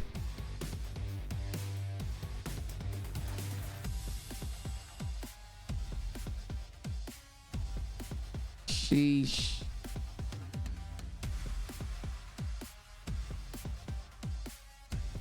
FlyQuest said maybe if teams streamed scrims with us, they would learn a thing or two. Ooh.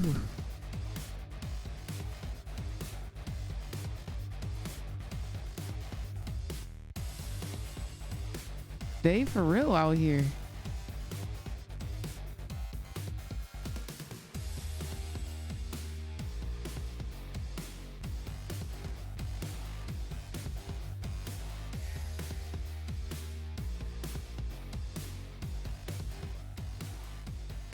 Yeah. Yeah. I don't know what else to say.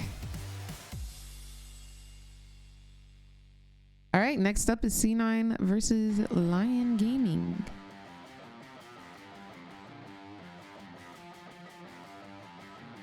LTA is League of the Americas, so it's LTA North, which is Canada, North America, and LTA South, which is South America. They are the big boys. They are the big boys of League of Legends at the moment. LCS isn't dead. They just rebranded to LTA.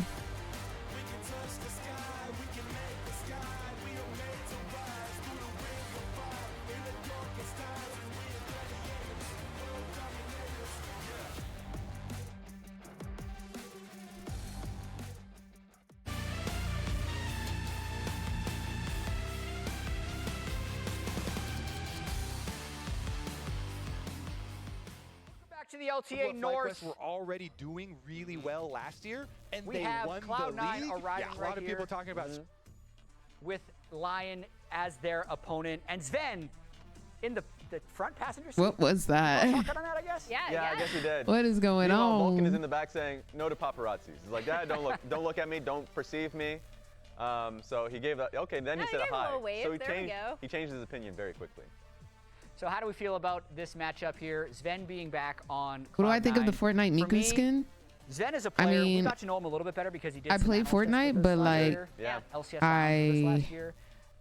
I don't really have any Quite thoughts. the career. I don't really know If who we really Miku just look is. back at it, because back in 2015, he was OG Niels on Origin, making semifinals of the World Championship. Yes. But he's really been through so many different teams year over year, and with little gaps in between. Now switching back to AD carry because that Cloud9 stint was on support.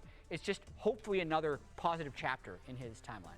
And I think, like, if you look at the top side, which you've already mentioned, which is the This is a new thing. This is for this year. All of those were on big stages where he was either going to internationals. Obviously, he's doing the same when he was on Cloud9, but a lot of it just kind of hits the same point home. He's extremely experienced. He's been on those big stages. So coming back to Cloud9 and having both Thanatos and Loki right next to him, those are, I think, easier conversations to have because he's been there before. Well, yeah, and not just Loki and Thanatos, but reuniting with Vulcan, his old We replaced JoJo, right? so JoJo is actually in the LEC now. This is a bot lane that did JoJo is in LEC, well so now their mid the laner masks on and everything. But I think that is also super interesting to me too, right? Based on the way that C9 used to play last year, where they did really heavily focus on having pushing lanes, being able to take control right up front. And as we see Vulcan and Sven, that is something to notate. I'm taking really notes. Interesting bot lane to be reuniting so on for C9, their old org. Exactly. So as you can see the accolades, I will remember the year that Cloud9 was super dominant, that like no teams could touch them. Then they couldn't go to MSI because of course, COVID, and they wanted to be able to get there again, of course, and they had a little bit of misstep when it went to playoff summer. They couldn't make it a world. They're They were playing like, against Lion we literally were the Gaming. best team, and C9 then is we sacked it when it came to Thanatos, playoffs. But like, it Blabber, was about Sven Loki, and Vulcan. And so the question is, can they get Sven, anywhere remotely to that Vulcan. level again because of how both and Vulcan during then his I don't time know in who's on recent Lion years, Gaming. I'm not especially gonna lie to when he you. was on FlyQuest, have been kind of on and off, mostly off. Shopify Whereas, was like, Sven came fudge, back, there's a few did not play because contracts. he had some breaks. And then just like I think the reuniting, knowing Halifax, exactly their synergy and where they want to be in the B-Boy, lane and as a team, and I think that Zazel, will go and then very far. FlyQuest, And they're as we going know up it, is against Blippo. Lion today, who is Inspired, the Latin American representative Quad, in the LTA North. Masu, And some of the Lucio. names on this roster, Oh, there's the depending on names. Don't which change league it. you Don't have change it. watched, are Licorice, extremely known. So the LCS fans will definitely Audelian, know Saint, Licorice, but Henna, Odilan Lions. making his LTA North debut. He's quite the history. He's a player that I've covered pretty extensively in like play-in stages because like his career is expansive. He's one of the few goats of LLA. Like a lot of the times you'll think Seiya and you'll think Odie because of basically what accomplishments they've had. He has the most championships in LLA. Is Lions He's the second most next to owner Seiya of Lion? in Latin American North. So he's changed his name to Odie Lan to represent his Latin American North. So like that's Go what we're calling him now. And I think Licorice! it's great to be able to see him on a new team in front of a new audience for us with like with the new tag. Because he was on Rainbow 7. Yep. Now he's on Lion, which he's honestly that epic. I would say the best iterations of Lion game was 2016 when he had like White Lotus, Giral, Seiya, They are and from South Arsa in the bot America. lane. Like that was such an epic team that made it to internationals multiple times. Yeah, he's really intelligent. The way he sees the game is super, super interesting. Also, you do have to point out, eliminating Liquor. Okay, well, we need Licorice. to take that off. Who World put that? Championship. You gotta include that. But this is the sheer amount of accolades he's accrued over the years. He's been playing for so long. This is absolutely a legacy player on a legacy land. That's what I'm gonna call Licorice from now on. I'm gonna call him Lick. The LTA North. And the thing I'm super curious Only way about to with address him. Odilan is, I again, will ask how him he's if that's going to be okay. communicating with these lanes because typically on a lot of these Lion teams, I know you also studied them, and a lot of the R7 teams, it would be, again, about having pushing lanes, and then as your jungler, being able to play around that. I'm super curious we were supposed to do a giveaway. Communication looks like and how far they've been My bad, y'all. come as a group, being a relatively new group with such a veteran jungler. You can win this emote. Just last year, he was like a really involved jungler helping Kaney and Summit out. You can win this emote and Mel. We're gonna do another giveaway. Okay, I just have to be there.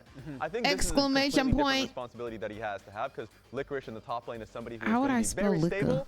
And you probably don't want to put much pressure topside. I don't think you can really lane, spell that out. especially towards We'll do exclamation point C9 which lane is going to be Lion. a winning lane, especially exclamation point C9 Lion in chat if you would like to win a That's why there's the empty emote. Exactly. You can say hi to him. And maybe you can put a cardboard yeah, we need to get the cardboard Lion Mel. out. You also win Mel. Exactly. Maybe get that in there. So like that one's going to be exclamation a little point harder, and I think C9 at some point in Lion. time, they're going to be a bit more focused on playing through bot lane, but mid lane. Saint is the focus from this team, I think. Yeah, and we have Loki versus Saint, right? Too, which is a really interesting matchup because and the winner is the one that we're looking at if they are going somewhere. Where is he going? Michelle. Michelle, congratulations on winning. I will be DMing you shortly. We're gonna roll another winner, and the next winner is get them to the next level. True, Emily, but like we've seen the power rankings that we Zinthos. Congratulations, Zinthos. And we'll go ahead and do one more. And the last winner. Well, this is not the last winner. I have so many more codes to give away, so if you haven't won yet, do not worry.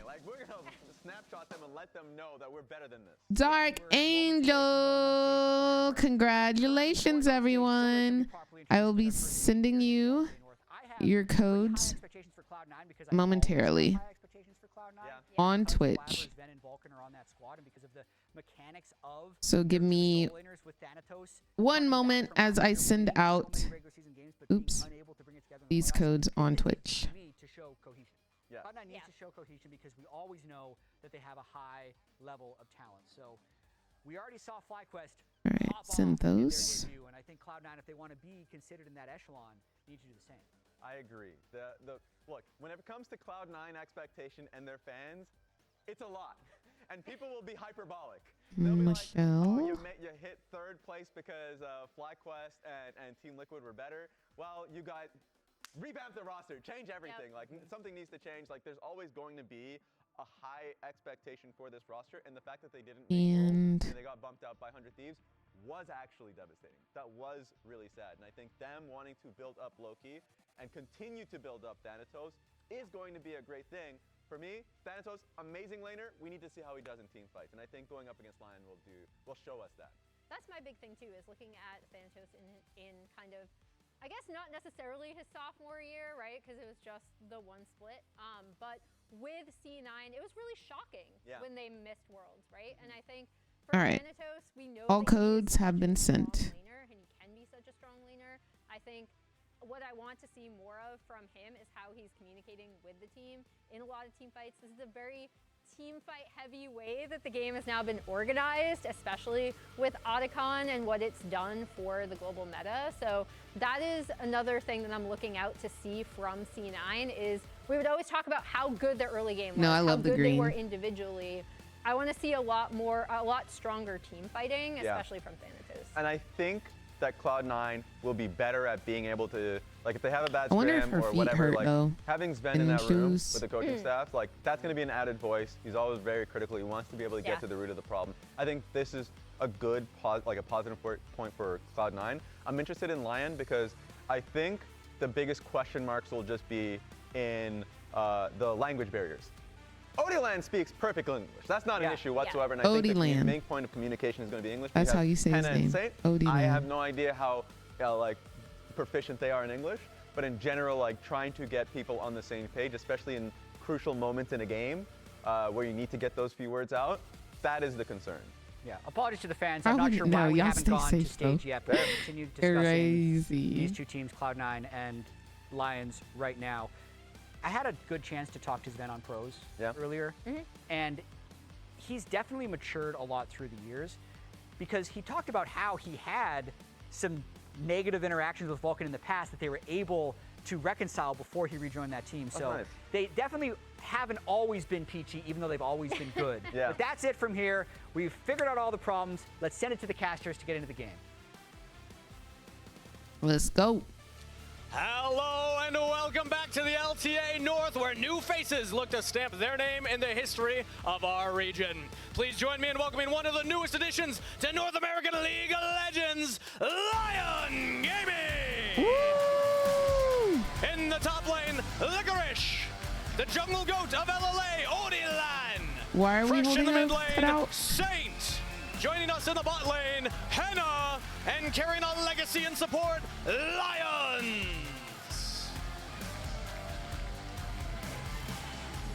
A big warm welcome to Lion right here, right now, ready to join the stage here for the LTA. And I'm going to talk to you, sir. Odilan, one of the most famous players, one of the most accomplished players from the Latin American region in League of Legends. Now here today, you're going to start off on this stage going up against one of North America's most accomplished junglers in Blabber. How are you feeling about that matchup? I feel nice, to be honest. I'm really grateful to be here. It's like a dream for me, so I'm going to show up. Oh, hell yes, I love to hear that. I love to hear that. Now, for a lot of North American fans, this is going to be their introduction to a Latin American org coming to play in the domestic league, right? They might have seen you before at international events, but this is going to be their time seeing you here on this stage. What would you like to say as a welcome to all the new fans that might be watching you for the first time here today? Well, to be honest, I'm not sure what's going to happen today, but we are going to do the best that we can. Obviously, we are missing one player, so it's going to be rough, but I feel like we have the team that we can beat any Cloud9, to be honest. All right, I love to hear it. Ladies and gentlemen, one more time for Lion! Woo! Go Lion! I'm rooting for them. And welcome their first LTA North opponent, one of the most storied teams in North American League of Legends history, Cloud9! Returning to the top lane, Thanatos, the LCS jungle goat, Blabber. Proving himself in the mid lane, Loki. Back in blue and AD carry, Sven. And alongside him, support, Vulcan. All right, all right, all right, all right, all right. We just met some new faces here on this stage. I think it's time we talk to a couple of returning characters here today. Specifically, you're not just back. You're back in your original seat, sir. How's it feel to be back in the carry position? What do you mean back? I feel like Dane's house was a bad dream. It's like I just woke up. You just woke up? Yeah. You've been snoozing. Are you awake now? Oh, I'm so awake. That's what I love to hear. What about you? Are you awake? I'm wide awake, yeah. Wide awake, that's what I like to hear. Now, I know a lot of Cloud9 fans, a lot of LCS fans from back in the day loved the Sven Vulcan duo. So I gotta ask, I know you're awake. Are you back? We're so back. We never left. Oh! They did never leave. left. All right, now, They did one leave. last question before y'all get Don't to do the that. game. This is gonna be the first They did domestic leave. bout between a former Latin American org that has now joined the LTA and an org that was playing in the LCS for years. This is a first impression. What kind of first impression are you going to make here today? One that's gonna last. What he said, yeah, I can't say anything. Oh, hell yeah. Ain't no better time to get to the games. Casters, take it away for us. Thank you very much, Captain Flowers. Okay. Cloud9. I gotta give my thoughts. Also, love Steve. Thanks for having me, and shout out to my friends back from Minnesota. Get you some friends that will make custom t-shirts for you on your opening day. Thanks, guys. Appreciate it. I like that. Can I rub it for Sure, good yeah, luck? it is good luck. Shiny ball. It is good luck for it. There we go. There we go. Some good luck here, baby. Oh my Azale god. never lets people do that, I hear. That's why I knew I had to get it in with you because he wouldn't have any of it. I'm super hyped for this matchup, though. Okay. You mentioned I'd like to talk about that interview that we just saw. Talking about we never left. Bestie, one, you were on Dignitas last year. Okay, you did leave.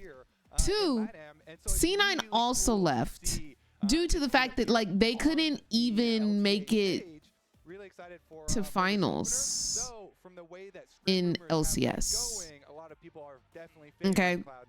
They couldn't even make it to finals. They didn't even make it to quarterfinals, didn't they?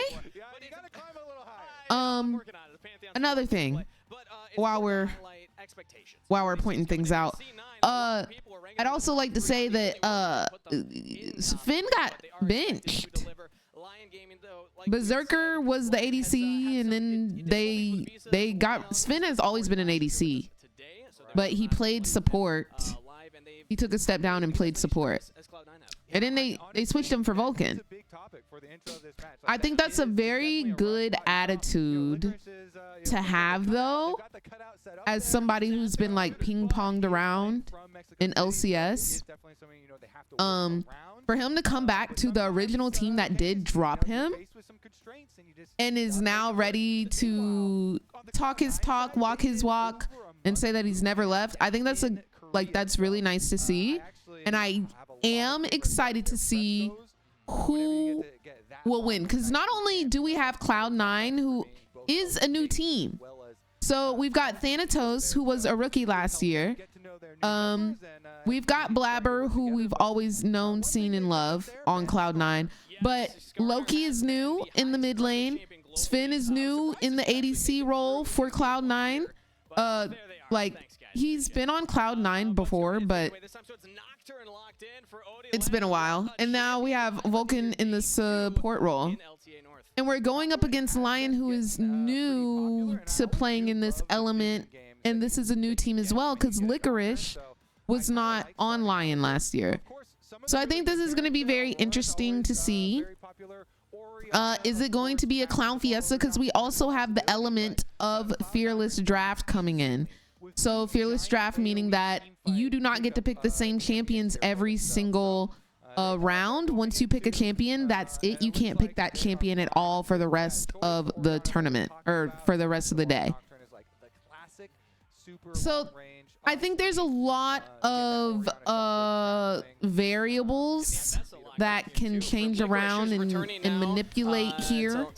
And I think that's gonna play a big role into what we see going on today. We've seen what she was able to do even in that last series, and rocking a decent I'd love to see some Echo gameplay. Don't know if we will. That might be a concern, because win rate for this champion globally has actually been lacking a little bit. It's under 50% right now.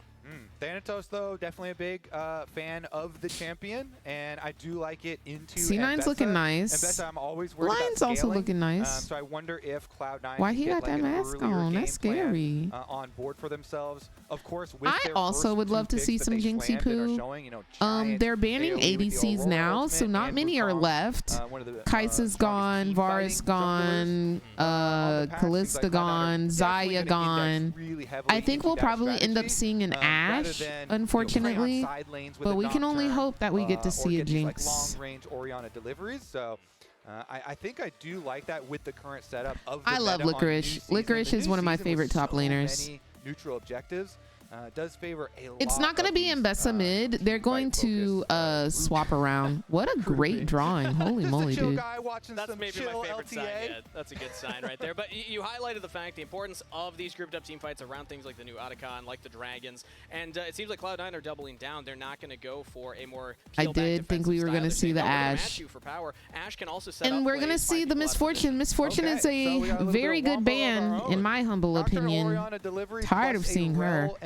I think we have a very boring bot lane lineup here. Department themselves. When you're looking at that much engage, they're already starting to think counter engage here with Renata. As soon as you see them coming forward, Renata ultimate is always so nice versus Misfortune also, even though Renata ultimate travels pretty slowly. You kind of cover off one of those big AoEs. Another counter-engaged champion. Yeah, I think let them clock out. But Ashe Braum is so much CC, so much slow. Literally tilts the mess out of me. Matching your style with the bald and the mustache is also a great counter-engaged champion when you're looking at all that front-loaded AoE. Used to get Braum, now I get MF and Rel are both so strong right now. Agree. For C9, like you said, it's counter engage. It's also great in those team fights around those neutral objectives. But now they have a little more column A, a little bit more column B, where they can go in if they want to, but they can also peel back from this insane dive of Lion. You talk about Nocturne as a ball delivery system, and Bessa, Rel, both also fantastic at setting up the Orianna for those big combos. It looks like we're gonna keep seeing a lot of Mbessa this year. Tools of Lion in their debut game here in LTA North. Ooh, definitely an exciting one here. Lion versus C9. It's Sven Nick. and Vulcan back together on the Rift. I know a lot of people have been anticipating the return of that duo. Dynamic duo coming back. Their win rate together is incredible. We might be able to talk about that later once we get into the game, but as the coaches give their fist bumps, you know what time it is, everybody here at the Riot Games Arena. C9 fans, Lion Have they picked fans, Viego? make They some have noise not. for your teams on stage. They're getting ready for their first ever LTA North game. Yeah, I like that. We got the little intro. Nick and Nero Smith is joining the Cloud9 side. Woo, go coaching Nick. edition for them. Another bald edition. I was Oh waiting. my I gosh. was waiting to see where you're going with that, because there's only one way you could have gone with that. We're collecting all of them. We're collecting the bulbs. It's like we've got the TFT trait going. Just keep giving out the emblems to everybody. They'll join the team. We're into game number 1. C9 on the red side, Lion on the blue, and already no early invades from either side. The big thing to keep out for is, do we get lane swaps with these compositions, or are both teams happy? The bald Infinity Stones is crazy work. Really focused on level 1s. Okay, do y'all think this is going to be a stomp? Or do y'all think this is going to be the biggest clown fiesta in the world? I want to do a prediction. The Tri-Brush warded on the bottom with everybody right behind it, waiting to see if there was going to be like a FlyQuest 1 Cloud9 game forced 2. invade. You know, the lane swap wards that you're talking about have become very popular. Teams looking to get those super deep ones, but nobody goes super deep this game. Doesn't want to take any chances there. And you get this. These are much more like solo queue classic ones where you just grab the ward on the Raptors so you can get that timing. Of Will course, this game Nocturne be a is stomp almost always looking or for full clears so you clown can get your fiesta? ultimate, but it's a similar thing for Wukong. Wukong also very good scaling jungler, trying to play off its level 6. And we're also seeing that both of the teams have opted for the lane swap. So Henna Lions going towards the top lane with Sven and Vulcan following suit. So we'll see if either of these teams is trying to get the better of each other. Who had the read, who had the counter read, as Thanatos. I'll give you guys 2 minutes. If either of these top laners can get ahead, you have the ability to kind of get a snowball going. Oh, thank you, Jay Bowen. I appreciate you, As a love. champion, her kit is so strong. We saw it take down a Cassante earlier. Yeah, I feel like, too, it's a little bit different as far as the timings that they want to work That would be fun, Bang. With Renekton trying to use a lot more of the earlier timing, so I wonder, and Thanatos is always known for really strong lane phase as well, and something they wanted to highlight on Cloud9, so very, very anticipated matchup here between him and Licorice, with a lot of Licorice fans as well, I saw in the audience. Also another one of the ex-Cloud9 top laners. Them having the fan cam for Lions is absolutely diabolical. A lot of the players. Absolutely diabolical. Definitely one of them as well. Pick an active player, 50-50 that they probably played for that org at one point or another. But as we get a look at all these lanes, it looks like top lane currently shoving in right now for Lion, as Licorice is taking some rougher health trades, and mid lane about the same here. But junglers are passing opposite ways. When I think of which one can make an earlier play, I really think more on the Wukong, but I'm curious if he's actually going to go for something. Yeah, it's pretty much all about the setup of your lanes when you're playing two like level 6 style jungle champs like this. So both of them, like you're saying, they just do the opposite sides. Can I ask why bot and top swap lanes? I don't get that. The only So, time that you want to the biggest TLDR that I can give you, Sav, is volatile lane, top and bot lane will swap usually when one is running from the other. So if bot lane, if blue side bot lane thinks that red side bot lane will automatically just stomp them, sometimes they will swap and put their their bot lane in top lane so that they can actually play, get XP, yada yada yada. Does that make sense? Rico, but, like it's normally someone running from a lost lane. That's the biggest TLDR. No big cooldowns expended in the mid lane, even though that was a little bit dicey with the low health because of the frequent trading that we've had between Loki and Saint, who, by the way, are both imports into the LTA that are so it's more for a farming aspect plus playing safe. Farming aspect, playing safe. It's like if you know that you're going to lose a lane. For example, say Caitlyn is picked on red side and on blue side it's Vayne. Caitlyn outranges Vayne horribly, like disgustingly. Had a bit more of a fandom, but so it's pretty much a lost lane. Caitlyn is such a lane bully. She outranges Vayne. So in that situation, there would probably be a lane swap. That part makes sense, but if the enemy follows you to the lane, what's the point?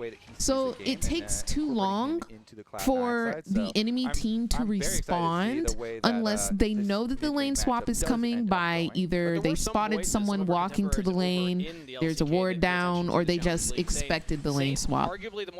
Since bot lane and top lane are on opposite sides of the map, They're still pretty happy with their it's impossible to respond without sacrificing like the minion wave. You have to wait until both sides can back. They have to communicate and coordinate a back, and then they can swap and correct the lane swap that was enacted. I like to see them getting out onto the map. We saw them hovering mid a little bit ago. So far has been hanging on the top for sure. Mostly, but could always look for action with Odilan, who's close to level 6, level 5 right now, and going for the grubs early, where Blabber's on the dragon, so we're actually just trading the neutral objectives on spawn. Yeah, should not have too much action. Licorice comes up to get a peek, but it's really just confirmation that it is objectives traded. And again, I generally do favor now Licorice, why are you not wearing the pretty pink and Bessa chroma? I like it. That's the ultimate use. Now can Loki make anything happen here? Between Worlds is available. Why is Licorice not pretty in pink? Okay, so it is just going to be Blabber's flash. It does delay him on the dragon, but no flash for the Wukong does actually diminish your threat of your level 6 power. Licorice, we're going to have a talk. We'll see if Cloud9 are still going to be able to get off nice Blabber level 6 play. Meanwhile, since they have so much vision on Blabber and they know that he's stuck down there at the dragon longer, you get a little counter jungling as well.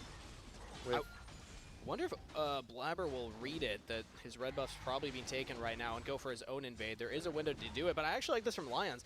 It looks like he's running towards the bottom half of the jungle to maybe cover that. Yeah, there's a couple of things here. So the cutout, is he playing but not in this room? Yes, because there was like a visa issue. You get the first reset on your support for Lion here. So Lion gets out to cover that no Medarda. You've had constant pressure. The wolf shows no mercy. Who was able to, of course, make that roam over to the dragon. So Saint looking quite good so far. The wolf really does show no mercy, though. Have had no blood. They're just biding. I don't think I've ever heard of a wolf showing mercy. Everybody here is just waiting on the edge of their seat, thinking, when is it going to happen? When is the big fight? Now that level 6 for Nocturne has been hit, could happen at any moment. Once you're ready to go for that big play, maybe a dive. But with no neutral objectives, arguably less likely to happen. It might just be still a farm fest until that second spawn of grubs. As surprise, surprise, I'm gonna guess we're getting a ravenous Atacon here. Yeah. Voracious? Voracious, yes. Voracious is the hungry one that wants more kills, the one that does spawn the majority of time in pro play. Of course, they did make some adjustments on this patch too, trying to boost up the spawn rate of it in solo queue and then kind of reduce it a little in pro I'm kind of learning like when the two kinds, but yeah, definitely in the low kill players games, back. We're gonna get that GA version. I see and with Zero, them try to back. Yeah, pretty low kill. Yes, damage factors into it while as well, but the we minions have like just spawned. So what I do want to talk about is really the only but how many minions does he lose here? He lost one. He only lost one minion. So if you back while your minions are like crossing over the inhibitor, it looks like you don't really lose any minions. So that's very well. That was for mid lane. Australian lanes that they had started out with, and again. So it should be even more true with bot lane because it takes longer for the minions to travel. for early stages. Okay. You do need to Good to know. really So make it worth you're it. supposed He to back definitely on is. cannon waves Ooh, specifically. but now we have the first paranoia used. No flash available on Blabber, remember, and now the bullet time over the top, but he's just going to cyclone in, go for the engage. Oof. Oh, interruption Nice from Vulcan. interrupt. On to Lions, who's now in trouble, has to flash away, but here comes Loki between worlds. Oniland low, Oof. flash forward from Sven for first blood. Okay, Sven, I see you. C9 with the counterplay. A lot of credit to the Cloud9 bottom lane there, and then to Loki as well for the earlier roam coming down on the Aurora. Big ultimate from him. But Sven and Vulcan really holding it down for Blabber. As you mentioned, he was a little vulnerable without having his flash. 9 minute first blood. The Braum really doing a lot to stuff that engage. And then the turnaround and flash forward. Sven back on 80 carry, gets first blood. Here's a look at the setup, trying to deliver on the first Nocturne ultimate. And that's the idea. They want to punish Blabber without the flash. And so Blabber knows the only way to get out of that Misfortune ultimate is to go up a little bit. Vulcan comes in to help block for him. And the chunks that they get onto Lion was enough. Lucky was able to tag there with the ultimate, and then Sven flashes in to finish it off. Yeah, I like the look, but much like Reggie's LPL plans, that play kind of fell through right there. Now C9 ahead in goal from Sven, getting that first blood. Can accelerate himself a little bit. Yeah, I mean, honestly, it's a... Did he say Reggie's LPL plans, they fell through? Is he talking about the owner of TSM? And delivering the shockwave for someone else to make such a huge play. So I do like the first look at that. What is with the amount of shade that is being passed around in the LTA on this beautiful Saturday? Over to the Grubs, and it looks Holy like they moly. will be able to take the other pack. So we're not going to have any huge advantage. The shade is in tower shading. For either team if they can just continue to split those. But we're denying the Grubs Good from Lion as well, goo. so they're not going to be able to push these turrets faster. Maybe Lion can get some vision set up at the Dragon, but the spawner is a little off. So Everyone woke up a little spicy today. I agree. Like this from C9, just getting onto the Rift a little faster. Now they can. They would have to see me outside. And it gives Vulcan time to reset and run straight down towards that Dragon to get their own vision line down. Let's see about the wraparound. Honestly, too, with your control wards here for Lion, should be fine. Don't have to worry too much. Blabber does have his flash back, though. If he can go pair up with Vulcan and try and pull out the play. Looks like they're going to head on down and try and get both of them as well. I mean, honestly, going to wrap around here. Yeah, Licorice could be in some trouble here between worlds from Loki. Oh, public execution misses. He was trying to use Vulcan as the escape tool, but has a lot of dashes regardless. That's best, everybody. Opposite side of the map does mean it's going to be overloaded. What do we do if the game is neither a stomp or a clown fiesta? They did get seen moving up there, though, because of the deep wards. It's got to be one or the other. Isn't really going to be a dive. Thanatos playing safe under tower. Knows there's no way this is a good game. Counter jungling there again. Adiland going to take away another. I don't think it's going to be like a good handshake. Because if it's a good handshake, then it's a clown fiesta. From Braum stun that was going to come through, but you know what I'm saying? In the end, Cloud9, not only do they get the second pack of Grubs, and if it's not a clown fiesta, it's a stomp. So, and the fact that they don't give anything over topside, like you had highlighted, Thanatos still has all summoners. So it could be close, but I feel like if it's close, it's a clown fiesta. I've not really been able to find a way to get into this game, and I wonder how much of that is you go for that first play, you get rocked. You got to not let that affect your ability if it to go is for the close, next play, 'cause that is they what both the are Nocturne trolling. Wants to do is utilize that ultimate cooldown. You see what I'm saying? These objectives. And so far, they haven't really been able to find that since the initial play went. Yeah, they never do that. They've got plenty of time to work with, though. No pressure just yet. I mean, Orianna doesn't even have first item yet. Spica is co-streaming this game, right? Spica was once you can start to get some FlyQuest the Orianna Nocturne combination, deliver those shockwaves, start to get your big picks there. It is going to be a little bit worrisome for them. Spica was on FlyQuest, right? With the Malignance, he was very dig? low cooldown on Aurora's ultimate, and can he was dig last split. For those pick plays. But like, it makes you he was on FlyQuest before. Yeah. Okay. Might just look for something right here. He is co-streaming, and he said, "Why are we hate watching Sven? 27 years old, inted me on Dignitas, stream sniped me when I was one game away from rank 1, called me bad words, tall. I hate his smile. Always loses lane on my team. Dies every mid wave. Plays Corky every game.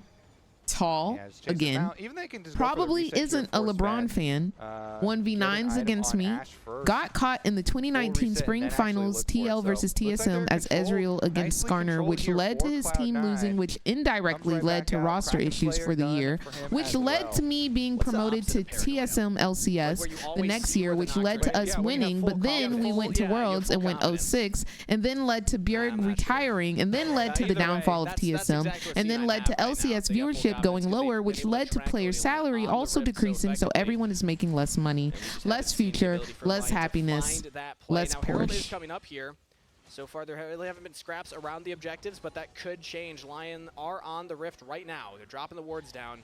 So, control the avenue in. With that being said, yeah, it looks like they're going to get first push on side lane up here on top too. So once again, Loki on I don't think Spica wants Cloud9 to win here. Defensive vision, but it is Cloud9 constantly. I don't think Spica wants Cloud9 to win. The reset timer when they want it. Like it's Lion don't really have a lot of opportunities here to pull out any sort of surprise. Yeah, no, I hate the way that you walk. I hate the way that you talk. On their item spikes, on their moves. He did a little Kendrick right there. Nice trade onto Thanatos right there. But yeah, just talking about the map play, as I don't think anything's really going to come of this. Yeah, Liquor should just back away. Talking about the map play, it kind of feels exactly how we set up, though. C9 is a team that went to Korea. They scrimmed together, boot camped together for a full month. Lion are a team that things really just came together in the last couple of days for them to be able to start scrimming together. Shout out to Neyman in one of the interviews they did with Odilan about how difficult it was to practice and how a lot of their practice was grinding solo queue, which I think, I mean, talk to Surdy and what you heard from him say on Pro is not the best practice environment for pro play, and Lion have been a little slow on some of these plays. I think that is telling of the difference in preparation that each of these teams has had coming into the season. All right, well, next thing to prep for is the arrival of the Herald here. So that's why we see Blabber once again walking with his Braum, getting brush control, get a little bit of a chunk here. I think he would definitely say such a thing. We're just waiting with bated breath, but whenever Saint's not on the screen with Odilan, I'm wondering what the game plan is from Lion at that point. Because if Orianna spotted top wave, C9 also, even if you don't know exactly what the Nocturne is, you know that Orianna's not going to be part of that combo, so you don't have to be as worried. You think they won't be able to scrim? A lot of the misfortune anyway. I think C9, they just in such a good position to control the access point to this Herald. Is he not going to be able to come to the US for the whole split, though? Since Thanatos had such a good early lane phase, you know, little advantage for him down on the bottom side. Then you've got the Orianna matchup in a side lane also, which also should favor Cloud9. So there's so much I could learn in these matches, but there's also so much high skill things going on. I'm stressing myself out. I think definitely try to digest the little things, like just looking at what people are building. We're looking at how people are rotating or what order they press their buttons in. I think is small enough to digest and honestly very helpful. As now teleports are coming in, we're looking at Vulcan, but Thanatos can try and frontline engage from Lions, but Loki between worlds, they get onto the back line. Blabber and Thanatos just running loose on Lion. And they will crush the team fight, get the objective. Licorice in full retreat now as well. Looks like he might be able to get away from that one, but that is disaster for Lion, and Cloud9 feeling great about that play. Yeah, Cloud9 been controlling this setup. Personally, if I was Finn, I flash there and secure the kill, but that's just me personally. With the activated Rift Herald, just got the Rift Herald, immediately summit in at mid.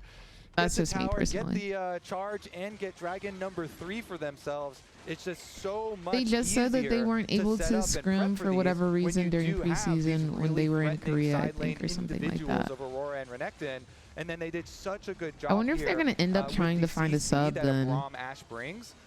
It's actually an engage for Lion a little bit late. Good attempt at going forward. What can Lion do in game 2? Then they go on the Braum here. And that's exactly what Cloud9 would like. A lot of cooldowns used on him. They even Licorice only gets the ultimate, the public execution on him too, even though by that time the fight's already won and they ran all the way through. Yeah. Aurora did Correct me if I'm wrong, but it looks like Lion's team is very team fight, all in wombo combo vibe. So what they want to do is they want to put that Orianna ball on Nocturne or Mbessa as they're going in, get the shockwave off. Misfortune gets her ulti off, Rel gets her ulti off. It looks like a very like, okay, we have to land our ultis. And you got to credit Cloud9 for that. They're playing this very defensively, very well. Yeah, it's one C9 thing to, looks like they have a solid front line on an objective, and damage doers. Another thing to like, then kind of be in a they have a combo, but like they're not reliant on landing the combo. I feel like C9 has more ways to play. Oh, but they're going for round 2 right now, and this time they almost find it between worlds to dodge out the damage. And Loki just outplays Odilan with the team behind him. Credit to Lion for the attempt. And but so the clown fiesta begins. And everybody at home with God vision, you know, we're seeing the whole map here, sees all Cloud9 just waiting for this play. Yep. The defense is there waiting behind I him. feel like Loki there is a knows gap what he's mid to doing. bot at the moment. Standing out there, they bait him in.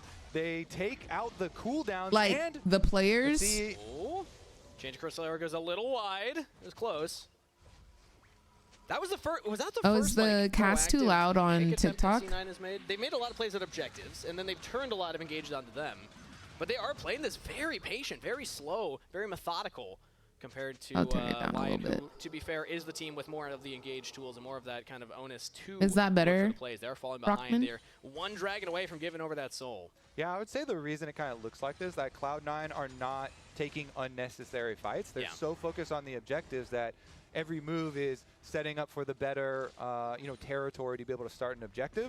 And then if Lion come to you, then you can actually have a better team fight, and they showcase that. Or if they don't go to you, then you just get these objectives anyway. And so they've been able to rack up so many. Now we're facing Dragon Soul Point on the way, Voracious Otacon already here and waiting. And another attempt on bottom side. I think that's more of a like I've never seen Loki play, so I don't know like is he just like aggressive and good? But isn't that just like Aurora playstyle? If not, like Aurora is just that girl, has been that girl, was banned all throughout Worlds, all throughout MSI. Like, allow them a way back in. They're gonna have to I think it's an Aurora and the thing team, about how patient Cloud9 and Aurora won't be able to be played by Cloud9 next game. C9 could make a play for that instead. Game 2 will be more telling. And how much it's done a wrench in pro play priority around this point of the game is yes, this is up, but give it a couple more minutes. Baron will also be up. Dragons will also be spawning. That's going to be the Dragon Soul and Otacon on the same side of the rift. Did the rework already go through for Aurora? Here for Cloud9 are the outer towers. The side towers still standing. Just focus on that gold first. So like you're saying, it's actually beneficial for them to have both Otacon and Baron up at the same time. So you've got plenty of time to work with there. Invest the next couple minutes, get that little bit of extra gold, take away the safety of those outer towers on the side lanes. And then you really have a dangerous You can't trap people anymore. It only slows. Map is open, and there are very, very expensive buffs on the Rift with Otacon. How lame. And that might be just what Cloud9 have been building towards. The Flicker Blade build for Sven, by the way. This is a fun one. Did see it a little bit in, I believe, LTA. Oh, it lasts longer. Interesting. Hawk shots, because you can constantly get such good cooldown refund. On the long cooldown. It's crazy they have to rework champions that they put out 6 months prior. Yeah, just like you were saying, that is the focus for C9. Take out these outer turrets, and guess what? Dragon spawning in 30 seconds. Crazy. And Cloud9 already had all this control before they had like infinite Hawk shots with the Flicker Blade Ash. And now Sven's like, you know what? We actually do have God vision. I'm just going to spam out Hawk shots. We already have a nice gold lead. We already have objectives lead. So now with the extra security of all that vision. And now they can just confidently walk up like this too, because they see everyone bottom there. They know that Lions was alone for a brief moment. And it's the opposite of paranoia, like we had said before, which I'm going to dib therapy. I think that's the true opposite of paranoia right there. But Dragon started up right now. The other thing that Sven just gets to shoot out all the time, of course, are the ultimates here. So let's see if he's going to be able to land one of these, because Lion are coming for it. This is the big engage. Lion are set up. We've talked about how much their comp can work, but what if they get engaged on instead? C9 say, we're tired of you pulling the go button. We're going to do it ourselves. Low health bars, but they are chasing away Lion, who are split apart right now, but Licorice does get one kill. That's a big shutdown. Loki in trouble. Lion are actually winning half of the fight. C9 push away Lion. It's a 2 for 2. Maybe they can take him down, but both junglers are dead. Both mid laners are dead. For Lion. And best of scaling, baby. Licorice got to 2 items there.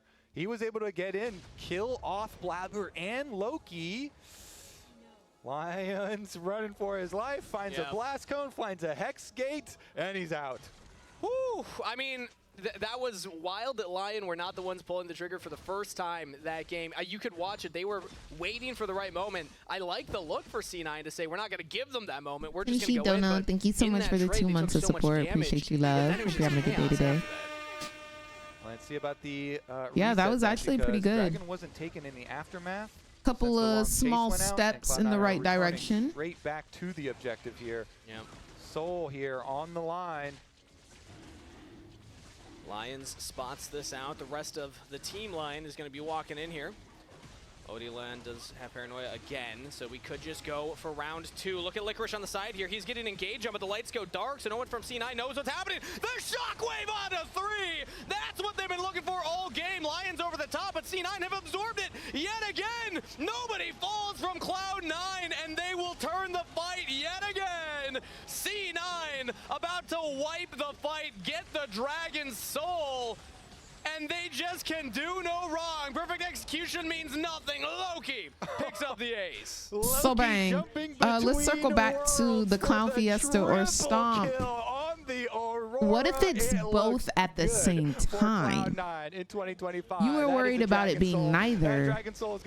What if it's both? Yeah, what a swing here. That looked like the best. Do we classify this as a stomp? But it just was or do we classify this as call it the gold lead, call a it the Clown positioning, Fiesta? whatever you call it. It's C9 that's about to be wearing purple right now.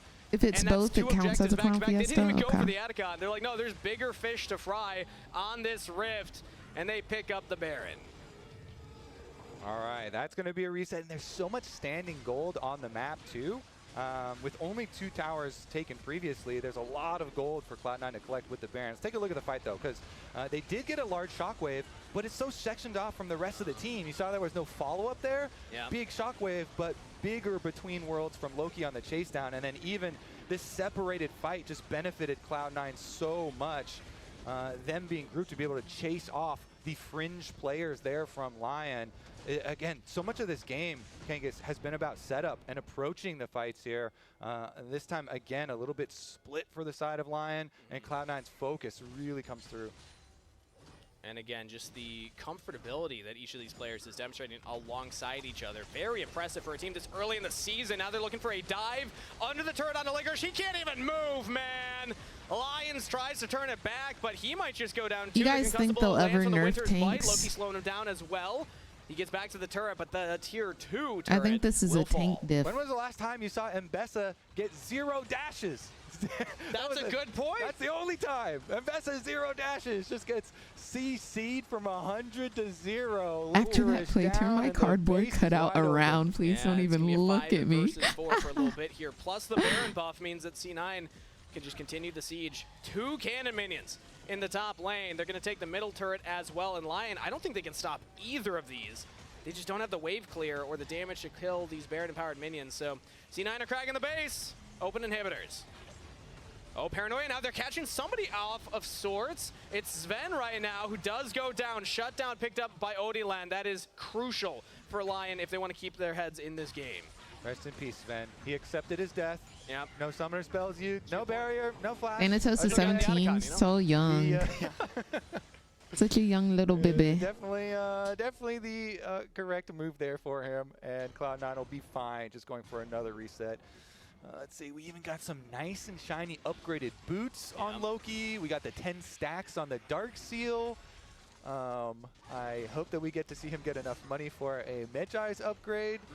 And you know what? I think now is the time. Yeah, his scalings. Tonkinch is disgusting. But I'll out myself. I said I wasn't sure what to think of Loki. I didn't have the same confidence that a lot of other people did in Cloud9.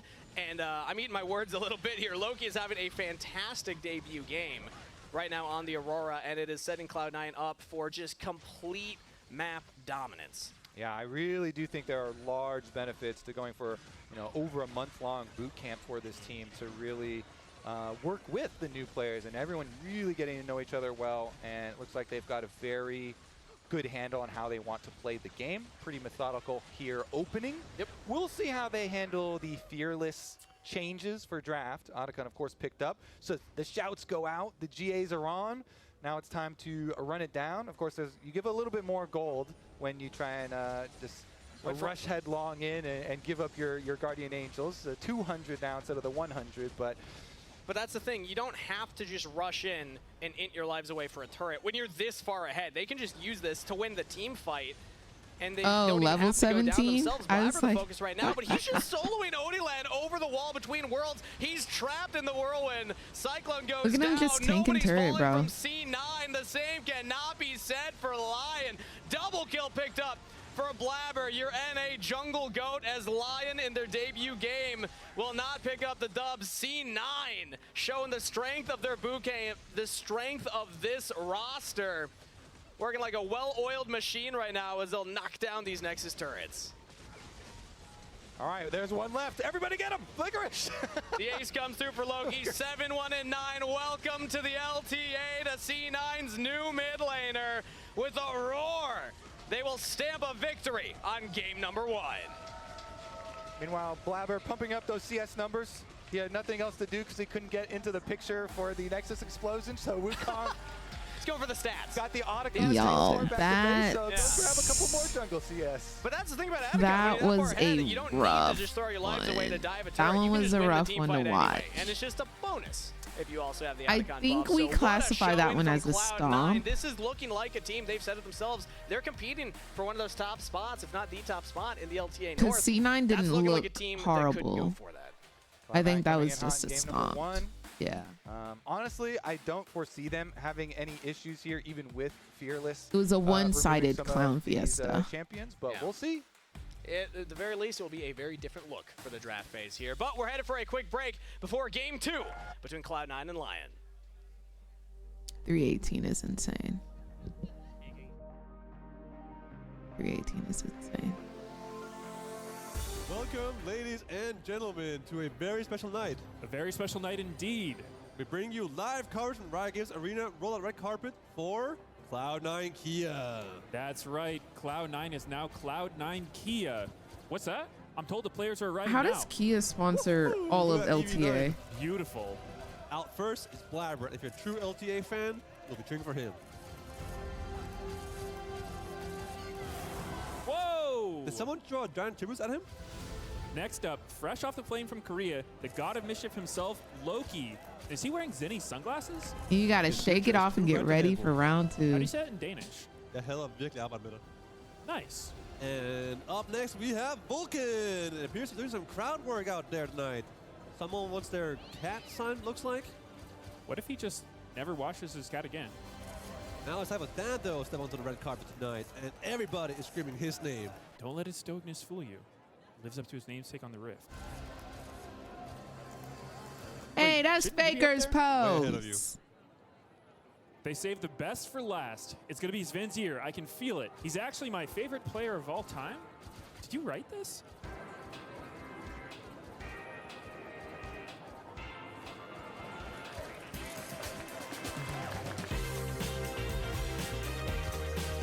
Everybody wanna be Faker, man. God dang. Everyone does that pose, and everyone knows that's Fakey Wakey's pose. Guys? Everyone knows that's Fakey Wakey's. So. Red Bull gives you wings. Like, what's really tea?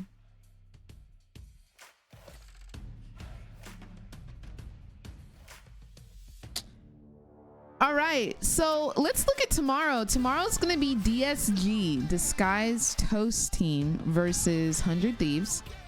And then Dignitas versus Team Liquid. Looks like a fun day tomorrow.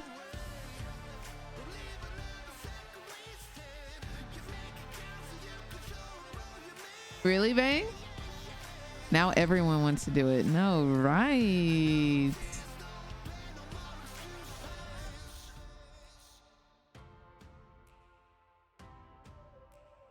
Wait, how she got a footrest?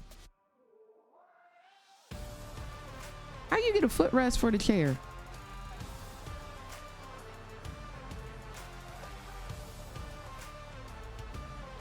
Is Toast on the team or the coach or something? He owns the team. They have foot rest? Oh gosh dang it, Secret Labs, what's up? Secret Labs. Let me take a look at their accessories section real quick. I've got the lumbar pillow. Yeah, they do have a Secret Lab ergonomic recliner add-on. That's cool. Oh, they have a footrest too? Wait, I think I slick want the footrest.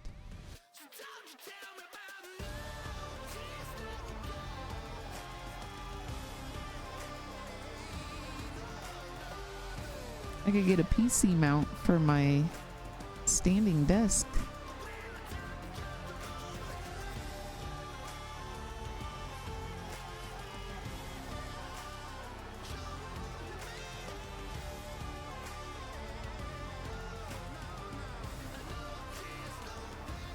I really love my chair and wonder what that would be like to take my seat game to the next level. Yes, yes, yes.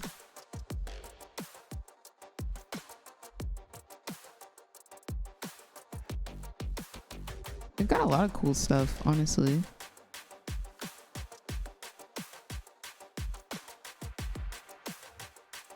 Oh, they have a Heimerdinger lumbar pillow. How cute.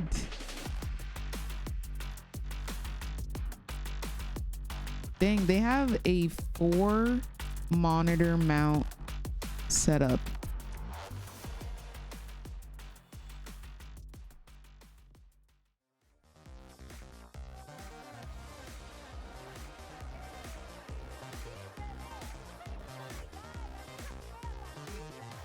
Watch party, and Lion is gonna need their cheers. They need everything. Because They do need their cheers. It was a little bit of a rough game 1 for them. Thank I you, know Pete Sideways. We touched on how they haven't Wait, had show you really what, as much Cardinal? time to practice as C9 as a unit. I don't But know if I want to C9 root came for out in this 100 game because one of last looking time. Are you incredibly talking about at They MSI? did great control from the team. There were Or times really Worlds? early on, 7 minutes into the game, 'Cause, where there was like a yeah, small skirmish that I was like, wait a that minute, was Odie was tough. going in for a Nocturne ulti. Maybe that can turn into something different. That was tough. But then I felt like Loki really had a solid imprint, not in just that one play, but in the rest of the game. Yeah, he looked really well coordinated with the team. And so first of all, in this week's Pagoda moment, or Pagoda moment, featuring Loki on Aurora, keep your eyes on him because They're not even after on stage this right kind now. of We're talking Nocturne about Ori set that tomorrow. they want to do, So I was talking goes about onto the Braum, team Thanatos lineup for comes in, tomorrow. and here comes Loki. Yeah, is immediately able to just burst down Saint and then impact the rest of the team fight alongside Blabber. I will say a lot of utility, a lot of like resources were just burned on. Can we give it a day before we start revisiting the trauma from last year? And if you go directly at that moment, I'm just gonna try My bad, hardest here, bestie. right there. They ain't even play yet, though. They I'd ain't say even that's play about yet. right. They ain't even play yet. Like that was just how strong. Okay, Aurora so was and game Loki was in that 1, team what fight. You want to happened? extend it a little bit more? That's good too. Uh, there we go. You can see the full brunt of it. And honestly, Cloud9 another one too, just I felt like Thanatos looked had a like really a good well-organized game. team. Yes. Like not only in laning phase, people were pointing out how strong he was in lane, getting like like a 30 CS, you know, imprint on Licorice there, but also like 24 minutes into the game, I'm gonna say around there. There we go. Beautiful. There you see him. Boom. There was like a massive team fight. It started with an Orianna ulti, but then it was pretty much the Aurora and Thanatos specifically that just cleaned up the rest of the fight. And so, few things. I love the comp from Cloud9, and I liked how they played it. If you remember in Spring Split of 2024, a lot of our criticisms were how they set up around fights around Grubs and Dragon.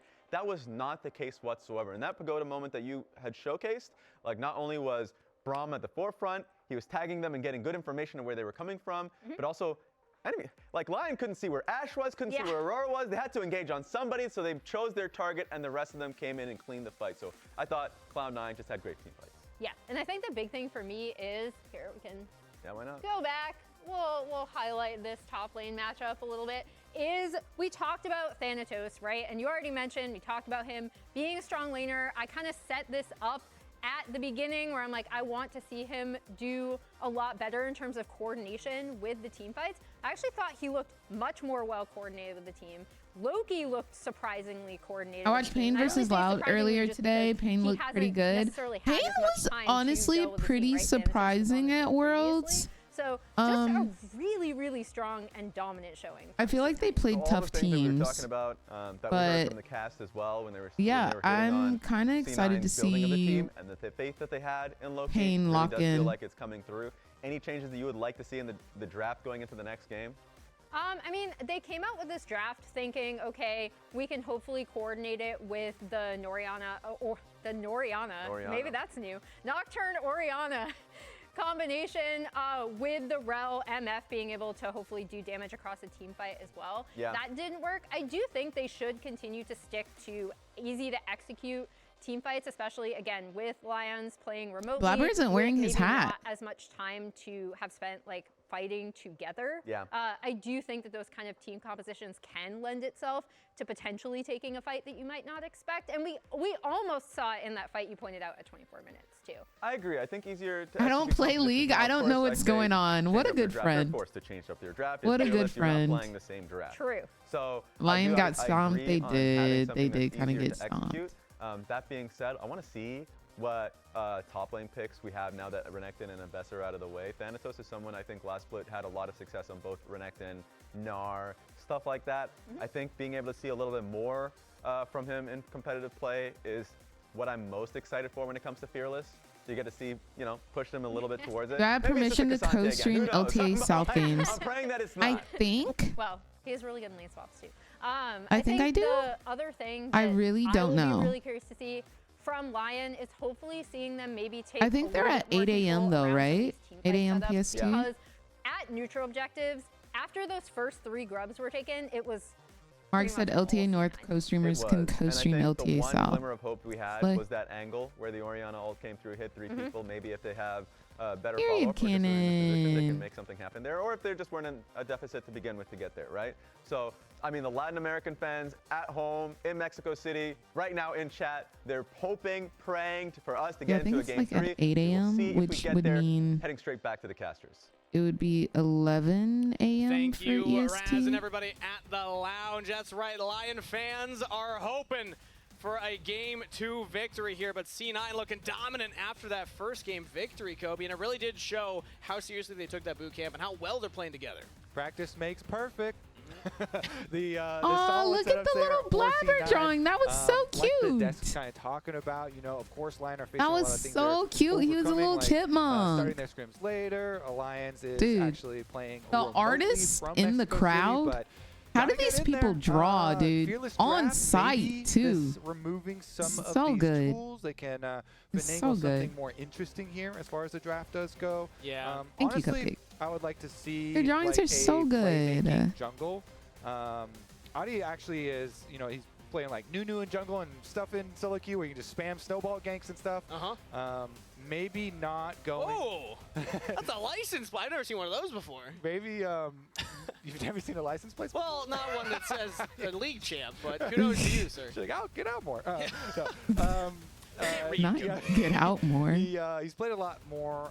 Like Our official level 3 co-streamers are ganking expected to junglers, co-stream their main conference, sometimes you but can all our really co-streams have rights leverage these extended to all snowballs. The game right LTA. now, in my opinion, is Should they actually want to in a cover very Slay? good state to be able to leverage early leads to snowball, because you can kind of chain objective after you get your early lead. So maybe they can find something if they go for a level 3 ganking jungler and try and change basically Cloud9's script, because if you let Cloud9 run the same script again, Yeah, it's not going to be great. But hey, the guy with the license plate might have had a J4. Xin Zhao, you know, level like 2 gank. There we go, even earlier. But I echo your sentiment, and also part of what the Analyst Lounge was talking about was their composition required so much synergy and ability to play together. So much ability to play together. I want to see Jinx though. Can we And lock if they in haven't some had a lot of time to Jinx? scrim, maybe go for things that are more self-sufficient war champions that can have impacts without needing we to lock in some combo with Jinxie another pool, champion. please? Varus is one of those champions, I would say. I mean, he can set up the team, but he can also team fight well. You have the ability to pivot your build depending on what the enemy comp is. Yeah, you're an 80 carry, and you can build pretty tanky on Varus. Actually, quite popular now to build fairly tanky on the Varus. fend for yourself a little bit there, I guess. The utility for the team. This is such a man, all worlds too. Like this combo is just so deadly. Yeah. Already, you know, Blabber and Loki seem to have sorry, I forgot to move it up. The previous game, but whether this Yone does get flexed up into Thanatos' hands, or because I keep forgetting to move it down. Loki's hands, that I'll is try to remember. you know, always something that's scary to deal with when you have Sejuani passives behind a Yone that just gets to soul unbound and run you down. You're able to stack that passive very fast, lock everybody down indefinitely, but it will be a high mobile mid laner for Saint as the Ori is locked in. And that is an engaged jungler that you're hoping for Odiland. That is Vi. This is a guaranteed level 6 combo. The classic, one of the oldest. Yes, listen to the dive. Listen to the dive. We did not pay for that. Mr. Man with a terrifying mask. Yeah. Appreciate terrifying. that. We actually have a lot of dive listeners here today. But the Vi Ari is I'm one doing of the well. oldest Thank you, classic Late. I hope you're mid-jungle having duos. a great day Or am I today. gonna say it? Do you want to take it? You got it. It's all you. Top gap. There you go. Just There for you go. We'll see if there is a mid-jungle gap in this one. But now they really think that they very, faker. potent skirmishing tools here. All so, the excited Aries, to see if they can combine. the Yeah, poses. Leona also offering a lot more lockdown for I can't C9, so deal. they have plenty of engaged tools. I'm assuming that Cloud9 would also want to ban out the Braum. Then, You think 'cause he'll use Braum the is pretty faker hard for skin? Leona Hey, in I got lane. good news for you, Oh, yeah. buddy. Oh, It's Fearless Fearless. Band. We're in full Fearless, Kobe. Nobody can play Braum. Perfect. What do you know? We're already seeing some great Fearless impact here. What about Renata Glass? Would that be another one? Cloud9 it's taken away. don't have to ban it away. That is sick. Okay, Jack's also being Psych taken off pick here Teemo. once again. Plenty of blind options still available, honestly. Hear me out. Cloud9 are Jinx. definitely, like, they're full Lock showing, it. heavy dive, heavy melee already. I don't think Sven plays so you're not Jinx. really going to divert from that game plan. You're just going to go more into it. Even though it could be a little dangerous. They do have to Ziggs. splash some AP and some range there. All right, Ziggs with the follow-up. Ziggs APC. I like this, actually. I like because it can follow up without having to put yourself in danger, too. You have this range to throw out your abilities and allow the Sejuani and If the he Leona plays and the no Yone to put skin, he should themselves get banned in for harm's identity way. fraud. The only difficulty thing is that if Vi gets on top of you, if Ari gets on top of you, you are a little Chop. squishy, but that's just kind of the name of the game for the AD carry at position. Rakan now locked in here for Lion. They want a little bit more opportunity for engaged tools. I mean, they are this time around, like, they're going playmaking on everybody for Lion. Like, everybody has some lockdown for themselves. So Could be Ziggs this mid. definitely I should be the think it might be recipe for Yone some mid more though, proactive but plays Yone could get from the flexed side to of top Lion, lane. since You are not all of them incorrect, basically but I can think be it the ones is to start out. very And then likely they grab the that Poppy, it's Ziggs Licorice's APC. favorite champion in the entire game. I think we'll see their top laner which pick he now. was such a pivotal Yeah, part of the previous and it's gonna be show match Gnar. Gnar But the top. Gnar counter, the range advantage. I saw the J span and I was like, okay, I like the Poppy now, but Gnar is still available. So Thanatos pulling it out. Known for just being able to kind of avoid the engage of the Poppy and not being too punished by the steadfast presence. Yeah, you have the hop, but outside of that, it's not much that the Poppy can really do to shut you down.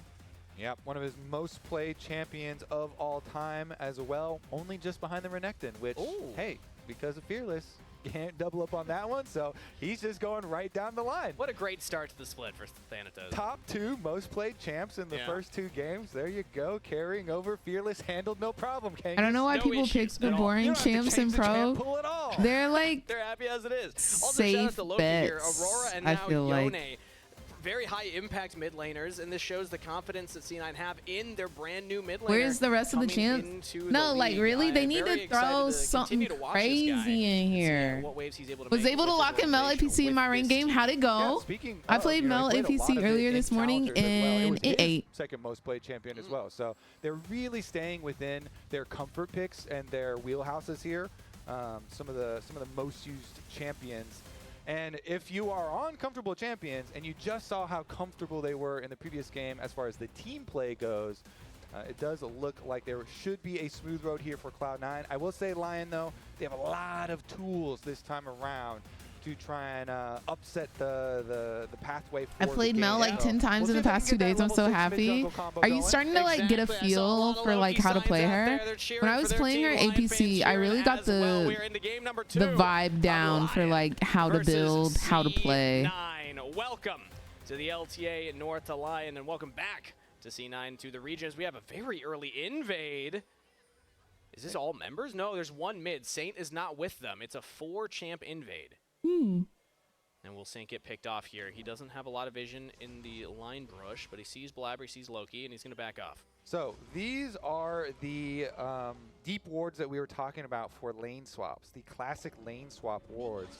They just make the entire line all the way down the top side, and then you drop that one ward off in the top. You can see a little bit over the wall, so you can try and see them when they walk to the lane to finally determine whose it's going to be. And with those wards, Lion will initiate their side of the lane swap with their duo on the top side, and then the wards should and will catch Gnar just about now. And they get their visual confirmation. They got their swap. They're also going to spot where Blabber's starting. They know that it's bot side because they don't see top with all those wards placed down. So Lion with the early I did not notice that T1 has like an emblem on the rift. Is that only because this is tournament draft or what? I've been talking about in the offseason for C9. I don't know if y'all saw that, but there was like a T1 emblem with a trophy, I guess because they won Worlds. In the C9 lock right now, they've swapped out their mid laner a lot over the last couple of years, and I think that adds an extra weight to the mid lane here for a player like Loki to come in. Has kind of become that defensive the dark arts position at Cloud9. Swapping so many. See if we can get a picture of all of them here. So many familiar faces. I'm still partial to the original. I missed JoJo. Of course, shout out to him, but you're talking about a lot of this recent history. Yeah, shout out to Diplex, who also played for a brief amount of time in 2023 before Eminez came in to the seat. But you can see there Eminez was a fun era. In the last couple of years, United have been struggling to really lock down that one player that they want. Lane swapping is too stressful. It takes a lot of coordination. Just walking around the map here, not exactly sure where he wants to be. Licorice and Lions should be able to defend their dive no problem. Again, we kind of touched on this in the first series of the day too, but with the... Ooh, big damage from Saint onto Loki right there. With the increases to turret damage, as well as delaying that cannon until I was supposed to post on it gives you that time where we've seen FlyQuest do it as well here at Lion do it, but you can easily get your support over there at level 2 to defend the dive, and then also your top laner gets level 2. Loki here though. Saint yet again. Oh my gosh, my drafts didn't Loki was in a world of hurt right there, but showing off. Saint is not interested in having that win rate get much worse for him as Licorice getting engaged on by Vulcan. Great from Lions there to just lock Sven up so that he couldn't follow up. What's going on, Jen? How are you doing, fam? Yes, Licorice is landing with Hope you're having a good day today. Here, on the bottom side, which is fine for him. They do have plenty of shields, like these renewable shields to go in. You kind of trade your shield health for the CS. And then top side, the Varus is actually a very good individual laner as long as he does not get ganked. Varus actually even a very popular solo lane pick anyways, but bottom side gank. Now we're going for another play. Sven has to flash away. Vulcan has it as well, but he might just be the sacrificial lamb. Does he want to go and burn the summoner spell? He will, and that will get him to safety. So C9, 2 summoners down. No first place. No first blood. Gets a Vulcan out alive. Will be vulnerable though. Oh my gosh! Did you see that Castlevania is coming out with a new season? They initiate the lane swap. I think it comes out like next week or something. Yeah. Those summoner spells. Now we'll see, can they convert some of these like cooldown advantages into actual kills for themselves? I hate the new TP. But I do like the look much more from Lion. And if you like the look more from Lion, why not show it? Reminder that there is subscriptions to the LTA North Twitch channel that are open. So the season 2 of Nocturne though, like there's gonna be a season 3. Do you have one in there, Kobe? Smooth sellout, by the way. Yeah. Well, I must say that was good. That was good. I do have one in there. But I thought they said February. It's going to be a bucket. Yeah, okay. I know that. I know. I've been told that a bucket will be involved. The famous LCS bucket. If you come to the actual studio in person. We always give one away? Yeah. Well, usually during finals. I've already had people complain that we haven't given one away today, so I don't mean to get anyone excited. You're digging yourself a deep hole really here, buddy. You're making a lot of promises. I don't know if you can keep. Daniel? Yeah. January 16th, 2025. Out there. Does anybody want the bucket? Okay. You don't even have it. He's I don't have stuff. it. He doesn't have. I'm just saying things. I'm looking at him. At this point, yeah. That's okay. That's someone else's problem right now. As Licorice. Oh yeah, I guess it was get more control over this top Castlevania lane, Nocturne season exactly 2. The way that I expected with the Narv So it's like season 2 of the different You're season. gonna get a lead, but because of how the lane swaps worked, Licorice actually has way more CS at this point than I would have expected. Yeah, and it's actually 'Cause I pretty thought nice Nocturne to get was your season early 2. tier 2, so you can go into your Fimble Winter with the Oh, it Poppy. came out So this week. Got like a decent purchase off. Got Thank you for the lane a rose, little bit Lyra. with Lions down there. Felt, And Bryn, thank quite you for the good follow. him. And then the Poppy pick is going to be Is that strong what you already as go watched? into the team fights. And that's where he really And was it shines with good? it. That's why this is his favorite champion of all time, is because of the power in team fights and his ability to shut down all these carries. Why with didn't they dashes. just call it season 3? I'm confused. And how they happen in the current meta. It's all around these objectives like the Grubs, like the Atacon. If you can just knock away the enemy What is up with jungler, the audio? well, boom, you get the big objective win. As right now we're fighting for an objective. It's the Grub focused. Licorice in trouble though. Thanatos actually has the level lead. Chase him down under turret. Stunned into the wall. Licorice with the outplay. First blood. That's your Poppy main right there. Oh, Blabber wants to trade it. Loki though with the Fate Sealed over the top. Odie in trouble, but he gets knocked away. Blabber's not there. It's just Loki in a 1v2. Has a backup of the support. Vulcan comes in, but here's Saint. Here Lions. C9 way over eager. Blabber now coming back into the mix though. They can actually turn this still. Lion are not quite sure how they want to approach it, and they're going to sacrifice the Lions, the support. C9 will get one on the way out. This game already is more fun than the previous Oh, game. We, for one, we have got kills, but second, those were some slick Poppy plays, actually. Not only just the kill, getting the flash and the stun there onto Thanatos under the tower, but Is y'all's audio sounding weird too? to be able to Or save is his it just teammate. me? Unfortunately for them, Lions Why does the get audio chased sound down, and the like that? flashes are burned there as well. In the end, Cloud9 still get back and get the extra grub here. I believe Blabber will collect 2. There you go. There we go. So he gets the extra little one. Again, you have to get all of the pack for it to count towards feats. Yep. But still does count towards trying to get your just me? grub buff bonus of 4 so you can spawn the might. Look at Henna here. He went for an attempt while everything was happening topside, because he had solo level, or solo lane rather, to get that XP. But nice play from Licorice. Yeah, Sven immediately throwing up his favorite emote of all. Oh, getting into it there.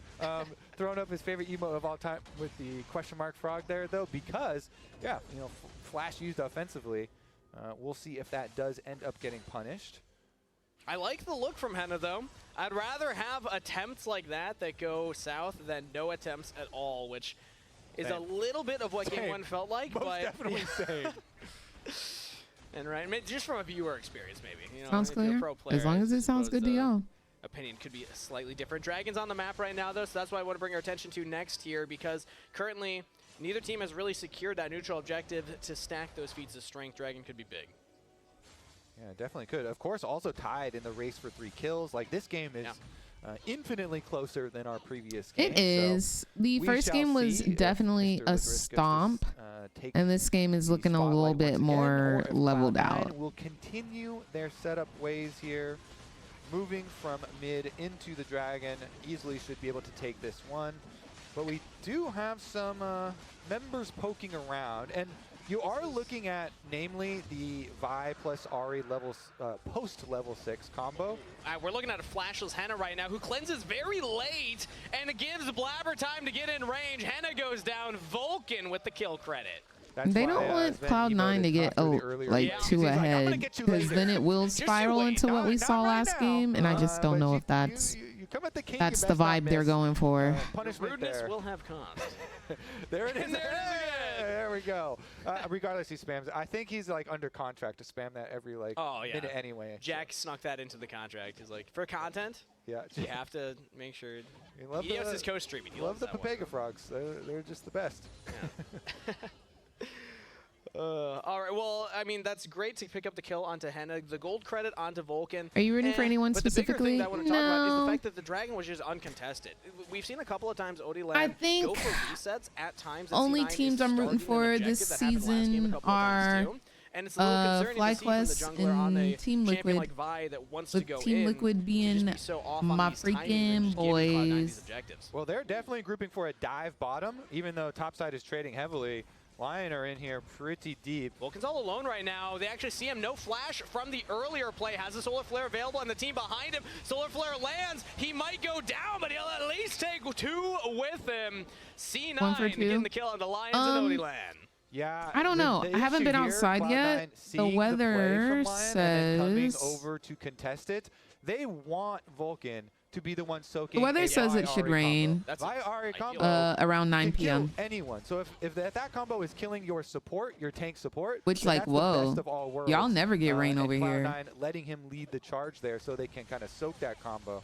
And best part, it barely killed him in time. Like, he still got a Solar Flare off. He still got his Aftershock propped. So Vulcan bought a lot of space. They need it, though. They sure do. So now you're looking at the cooldowns, and Cloud9 are thinking, not Maybe only it'll do put we out just some of defend these that play really fires. well, and we come out ahead, but And settle all this maybe ash in the air. Yeah, but things get scary for Skank because Saint. The roads are going to be black. Ultimate anymore, and but definitely going to see what they can do to reverse their fates, though. Licorice heads down to try and help with the vision Good fight. fly win, they Don't have did. the damage to really threaten Blabber right now. Now Henna's coming back over, but it's lethality, Varus. So there's the ultimate onto Vulcan. I don't know, y'all. The sound sounds warped, bro. It low-key hurts my ears. They just have to back off. Oh, they're giving it up now. trolling? So Cloud9 are guaranteed this because they just teleported Saint down to bottom side. Saint's like, you know what?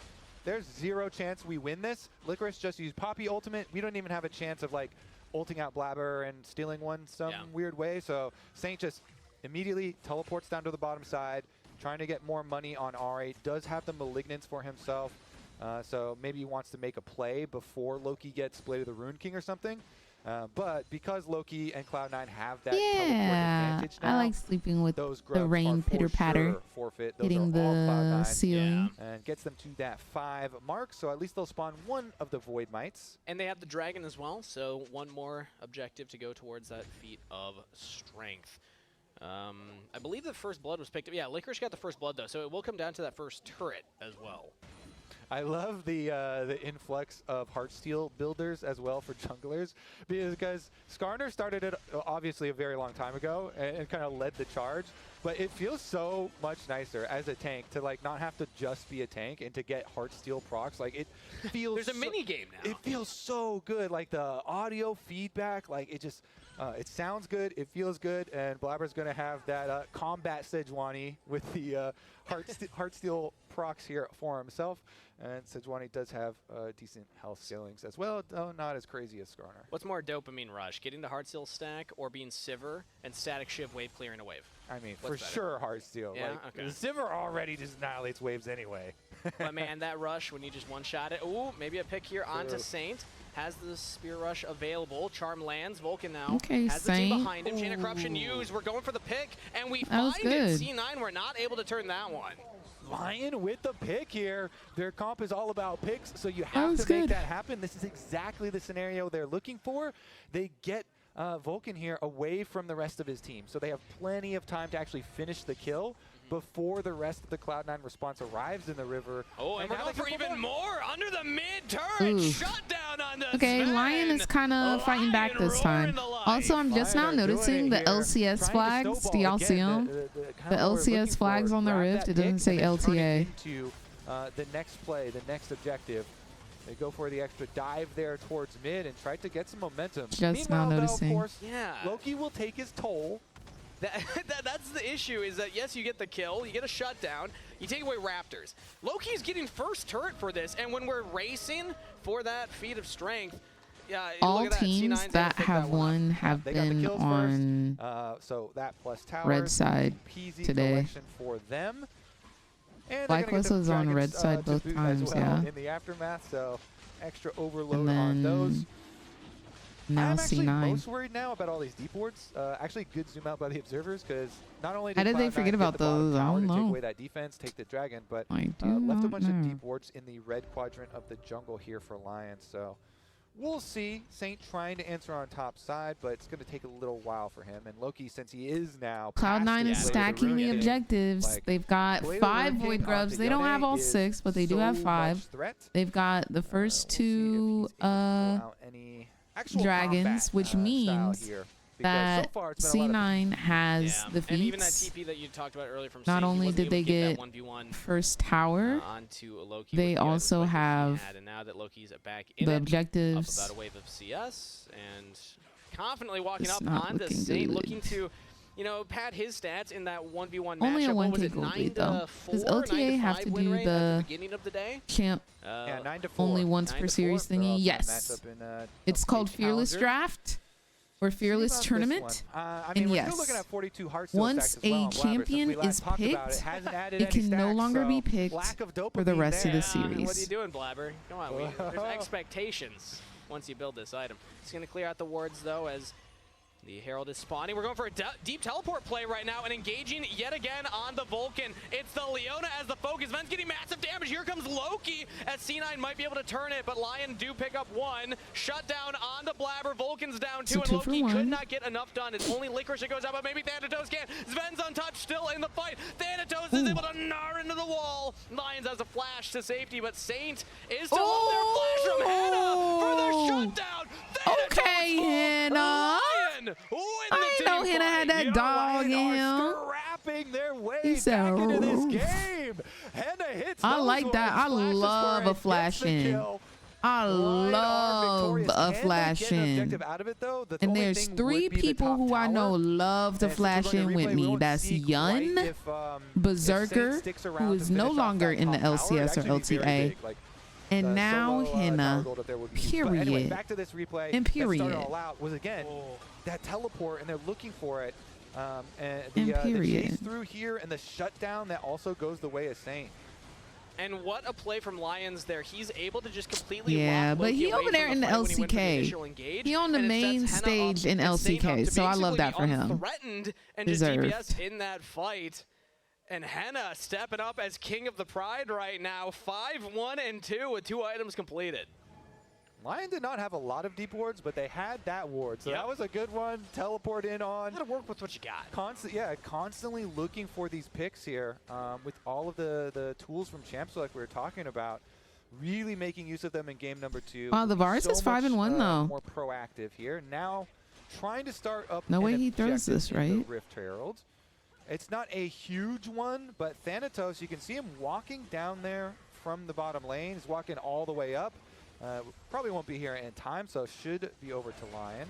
And now Blabber's looking for his own play here on Blabber Hannah, trying to force and him Vulcan off. gets onto him as well. Henna has the support to back him up. Now can the rest That of was Lion good get peel. out? The AD carry has been saved. Operation Get Down, Mr. President is a Is it success. enough? But can C9 cake the support? Oh, Lions lives too! he lives. Nobody picked off. Yeah, it's kind of a heist there. They actually got the Herald, got the Wow, eyeball they picked up, said too. it's a Sometimes you have to leave stick the eyeball behind. up. Run and, Period. scramble for your lives, but they get out with their lives and the eyeball as well. It's going to be That probably was a good from sacrifice of Lion. this tower with both Loki and Thanatos here. This thing goes down pretty quickly, but look, they do want to try and maybe make a long play after. Vi ult is there, but there's no ult on Saint, so the follow-up would just be way too far, and going to have to call it quits on that possible rebuttal. And I'm going to say, Kobe, I know this is crazy to hear. I think I saw a flower on the map that could have been picked up there. We might actually have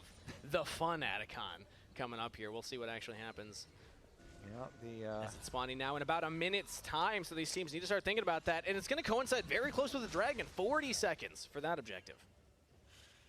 All right, bottom side will be the prio, and again, Cloud9 are the ones that have had their deeper wards on the bottom side to control it, but looks like there is a little bit of defense on the way. Gonna be kind of hard though without either side turret there for Lion.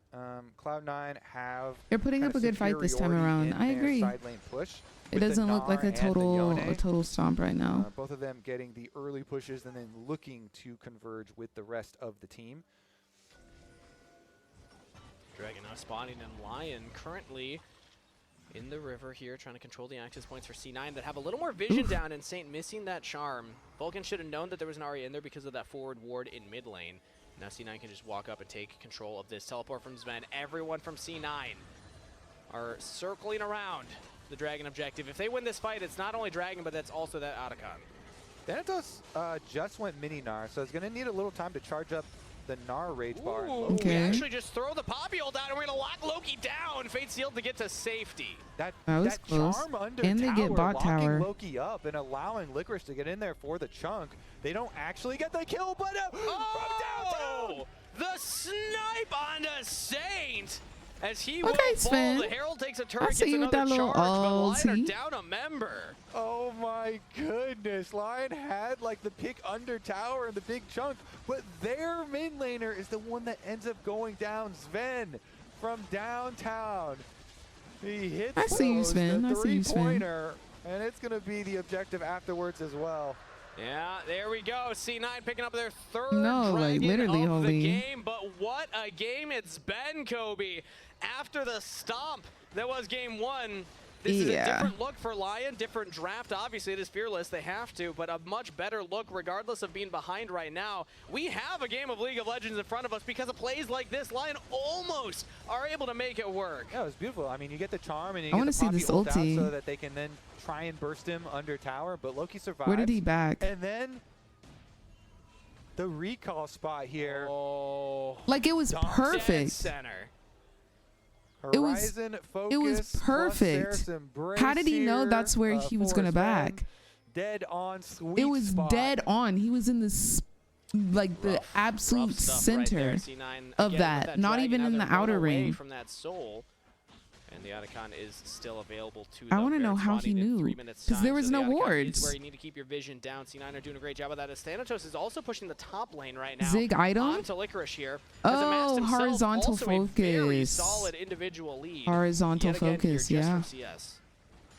I'm still just reeling from that last play. You love to see it when like Horizon Focus doesn't get built a lot, but when you get to see it in action, and then the actual follow-up because he's got the vision there, like that's what it was made for. That was what it was built for. Saint. Gonna be marching home here in a second. Has to Okay, pop the ultimate. nice Zanya. And I do the think he Saint still he's able to dies. dodge out a lot of damage right now. Charm and Henna turns the play. Saint just baited Loki into his death in the pit. As Otacon could be the focus now. Is That Saint? was so close. Saint, insane Yeah. reactions right there. Barely gets his stasis off. Is Saint Barely him? able to avoid it. Licorice getting chunked down though. Taking a lot of damage right now as Thanatos is stacking up that Gnar Rage Bar. He flashes in. One more on him with the Licorice. He's burning down. He's still alive. Charm goes wide from Saint. Trying to turn the place. He's teleported back into the bottom lane, but C9 don't have to force anything. They can back off right now. Yeah, they lose their mid laner for an attempted pick, but end of the day, nobody will get the objective. Let's see here. Yeah, they're going to let it calm down. No teleport left on Loki, so even though he respawns now, going to have to walk the entire way. And we're going to get round number 2, honestly. I assume resets and then just return right to the area here. Looks like all Cloud9 heading down mid lane, though, so they have options. Also, I know I teased it. Nah, it is still Voracious Otacon, so. Well, you sound so depressed. You don't like it? You know, one day we'll get Ruinous. I believe. One day my solo queue experience will be what the pros experience. But not this a day. Thanatos might be in trouble here. He's stacking up that Gnar Rage Bar, but he does not have Flash available. So if they get a pick here, no Yeah, Flash in to solo teleport, that would queue, be all big, you but get is they should ruinous. clear You the way and never walk really away. get voracious. Oh, maybe it's the Lions. Now everyone's just looking for these little opportunities, these little pick potentials. Charm goes wide onto Blabber. Now Thanatos over the wall. Does he want to go for it? No. That would be a one-way journey, and the damage is a little too far away. C9 instead are just I going for the personally midway like push. voracious Otacon better They've got though. full prio on it, too. Because getting that little mini auction ult, I think is pretty solid. With Ziggs, that thing is gone.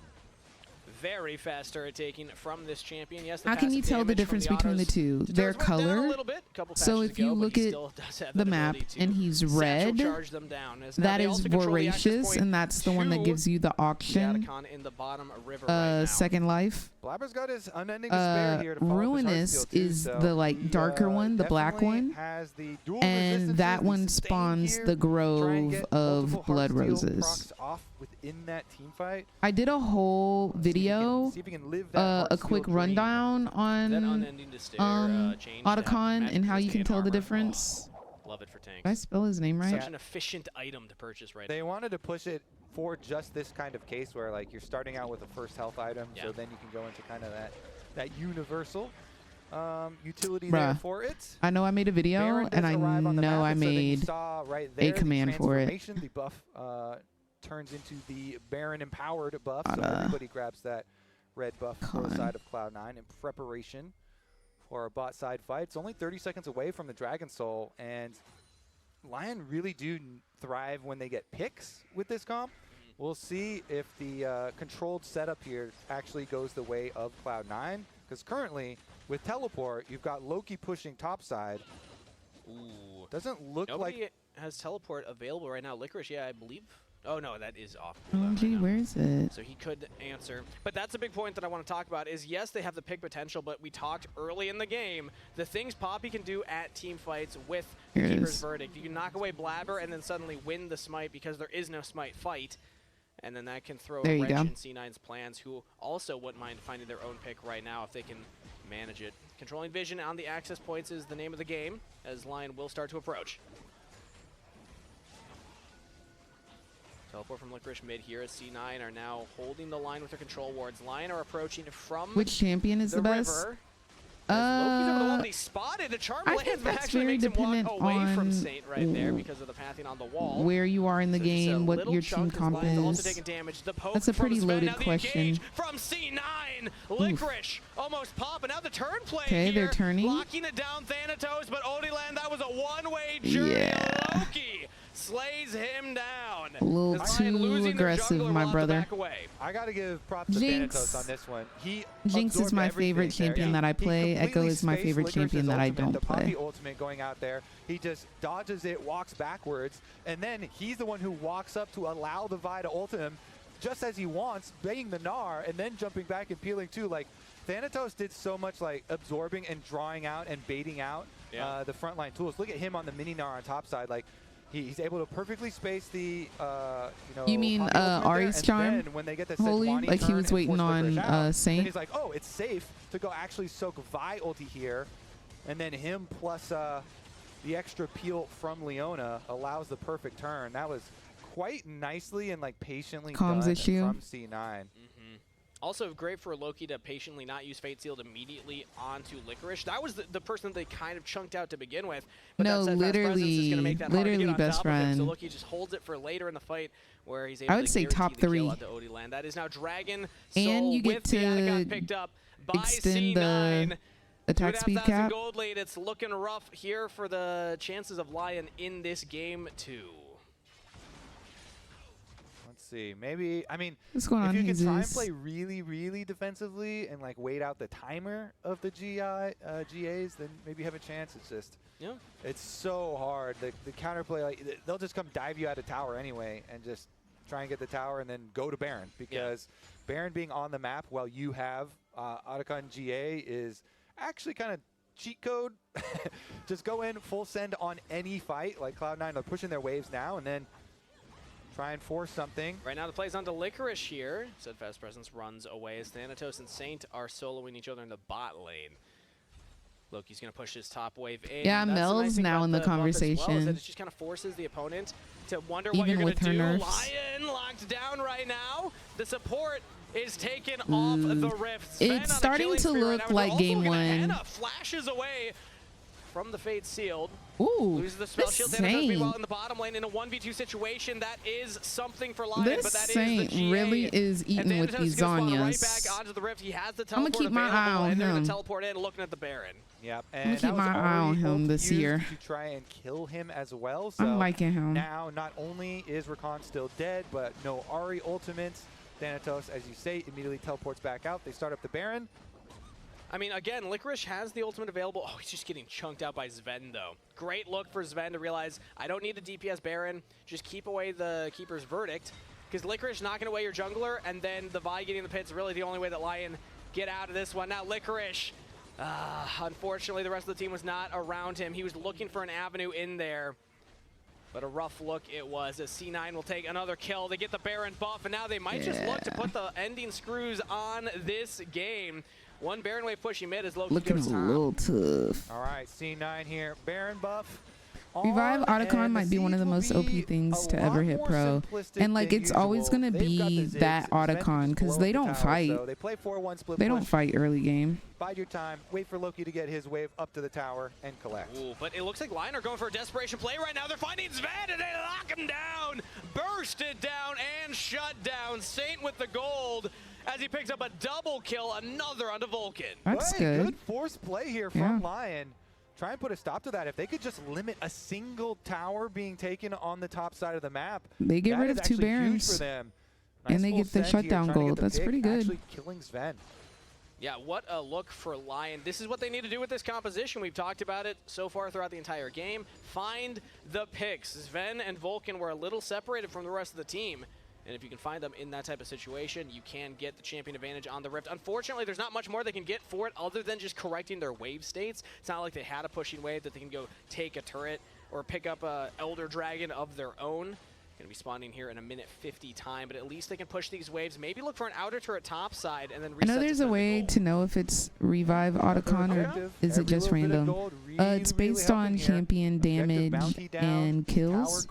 So when you press tab, it'll tell you like there's like a little health bar or like bar that'll tell you like how close you are to hitting Ruinous. Loki still has teleport, so just keep having that Yone split push his wave on up.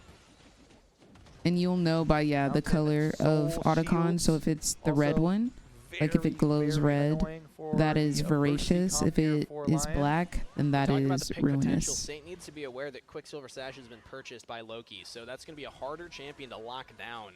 Henna as well. Chains of Corruption is not going to be enough to guarantee a kill onto the Yone.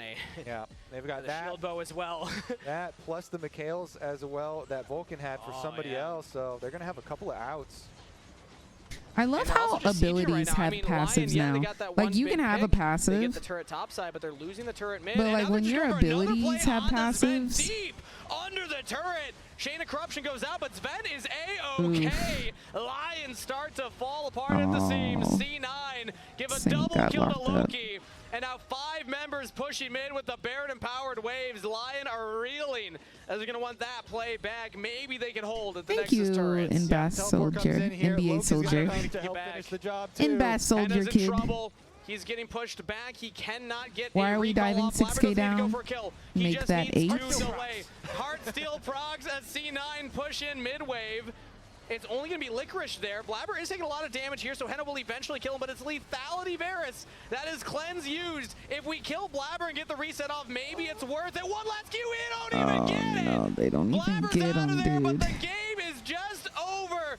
They're literally ending the game. Welcome to the And Lions is chasing Blabber. And they will take a 2-0. It's a 2-0, my boy. Cloud9, the It's a cohesive team here. 2-0. C9 takes the win versus Lion Gaming. And they did make it exciting there for a while, but Cloud9's objective focus does reign supreme. That was a little bit of a miss. It looked good early, but they definitely Lion, they have not had a lot of opportunities to practice together, so props to them looked for a little showing rough up later. and pushing Cloud9 in that second game. But C9 were the better team today. They earned that 2-0, and they are looking like a pretty well-oiled machine, all things considered. It's day 1 of a brand new year, brand new season, but same old Cloud9 victory. All right, so Cloud9 will move on, stay in the upper brackets. And Lion and Shopify. No, like you caught that, Cupcake. I caught that too. On stage for an interview. I caught that too. Hello, I'm here with the victorious Blabber. First of all, just congratulations. Welcome back. Thank you very much. It's nice to be back. Last year you told me that you were fine just playing Sejuani every game. Obviously, in Fearless, you can't do that, even though we did see an awesome Sej performance from you just now. So how has Fearless Draft been treating you as a player and then also as a C9 unit? I would say Fearless hasn't really affected us too much. I mean, we haven't really played as a team without Fearless, so I wouldn't really know, since I do think we are kind of a new team with new carries. But for me, I'm just kind of playing the same champs, like Wukong, Sej, like just change it up a little bit, but it's like similar stuff. Is there any champ, I mean, you probably can't say this, is there any champ you think you'd love to pull out at some point? It's like completely off the wall. That would just be super fun to play. No, I can't reveal any pocket picks, but I always like playing Talia jungle, so it's fun when that's meta. Nice. And then obviously the roster change again going into this year. I do want to talk about Loki a little bit and how he has been integrating onto the roster.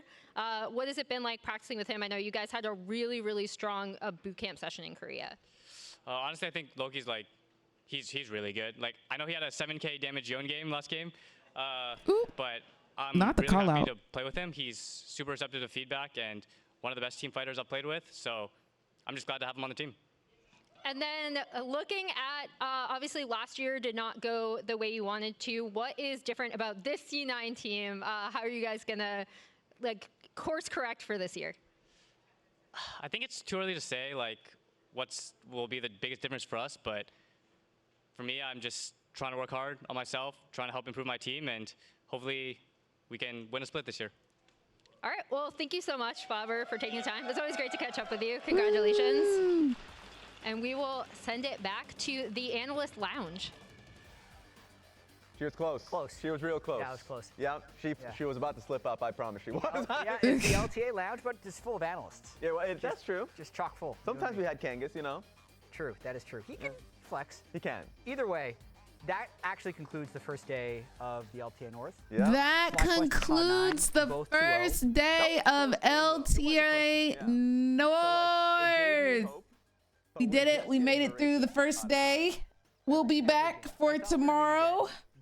For more games, it's going to be DSG versus 100 Thieves. And then after that, it'll be Team Liquid versus Dignitas. So thank you guys so much for watching today. I hope you guys enjoyed the stream. On weekends, I don't think I'll be playing, but I will be watching the games with you.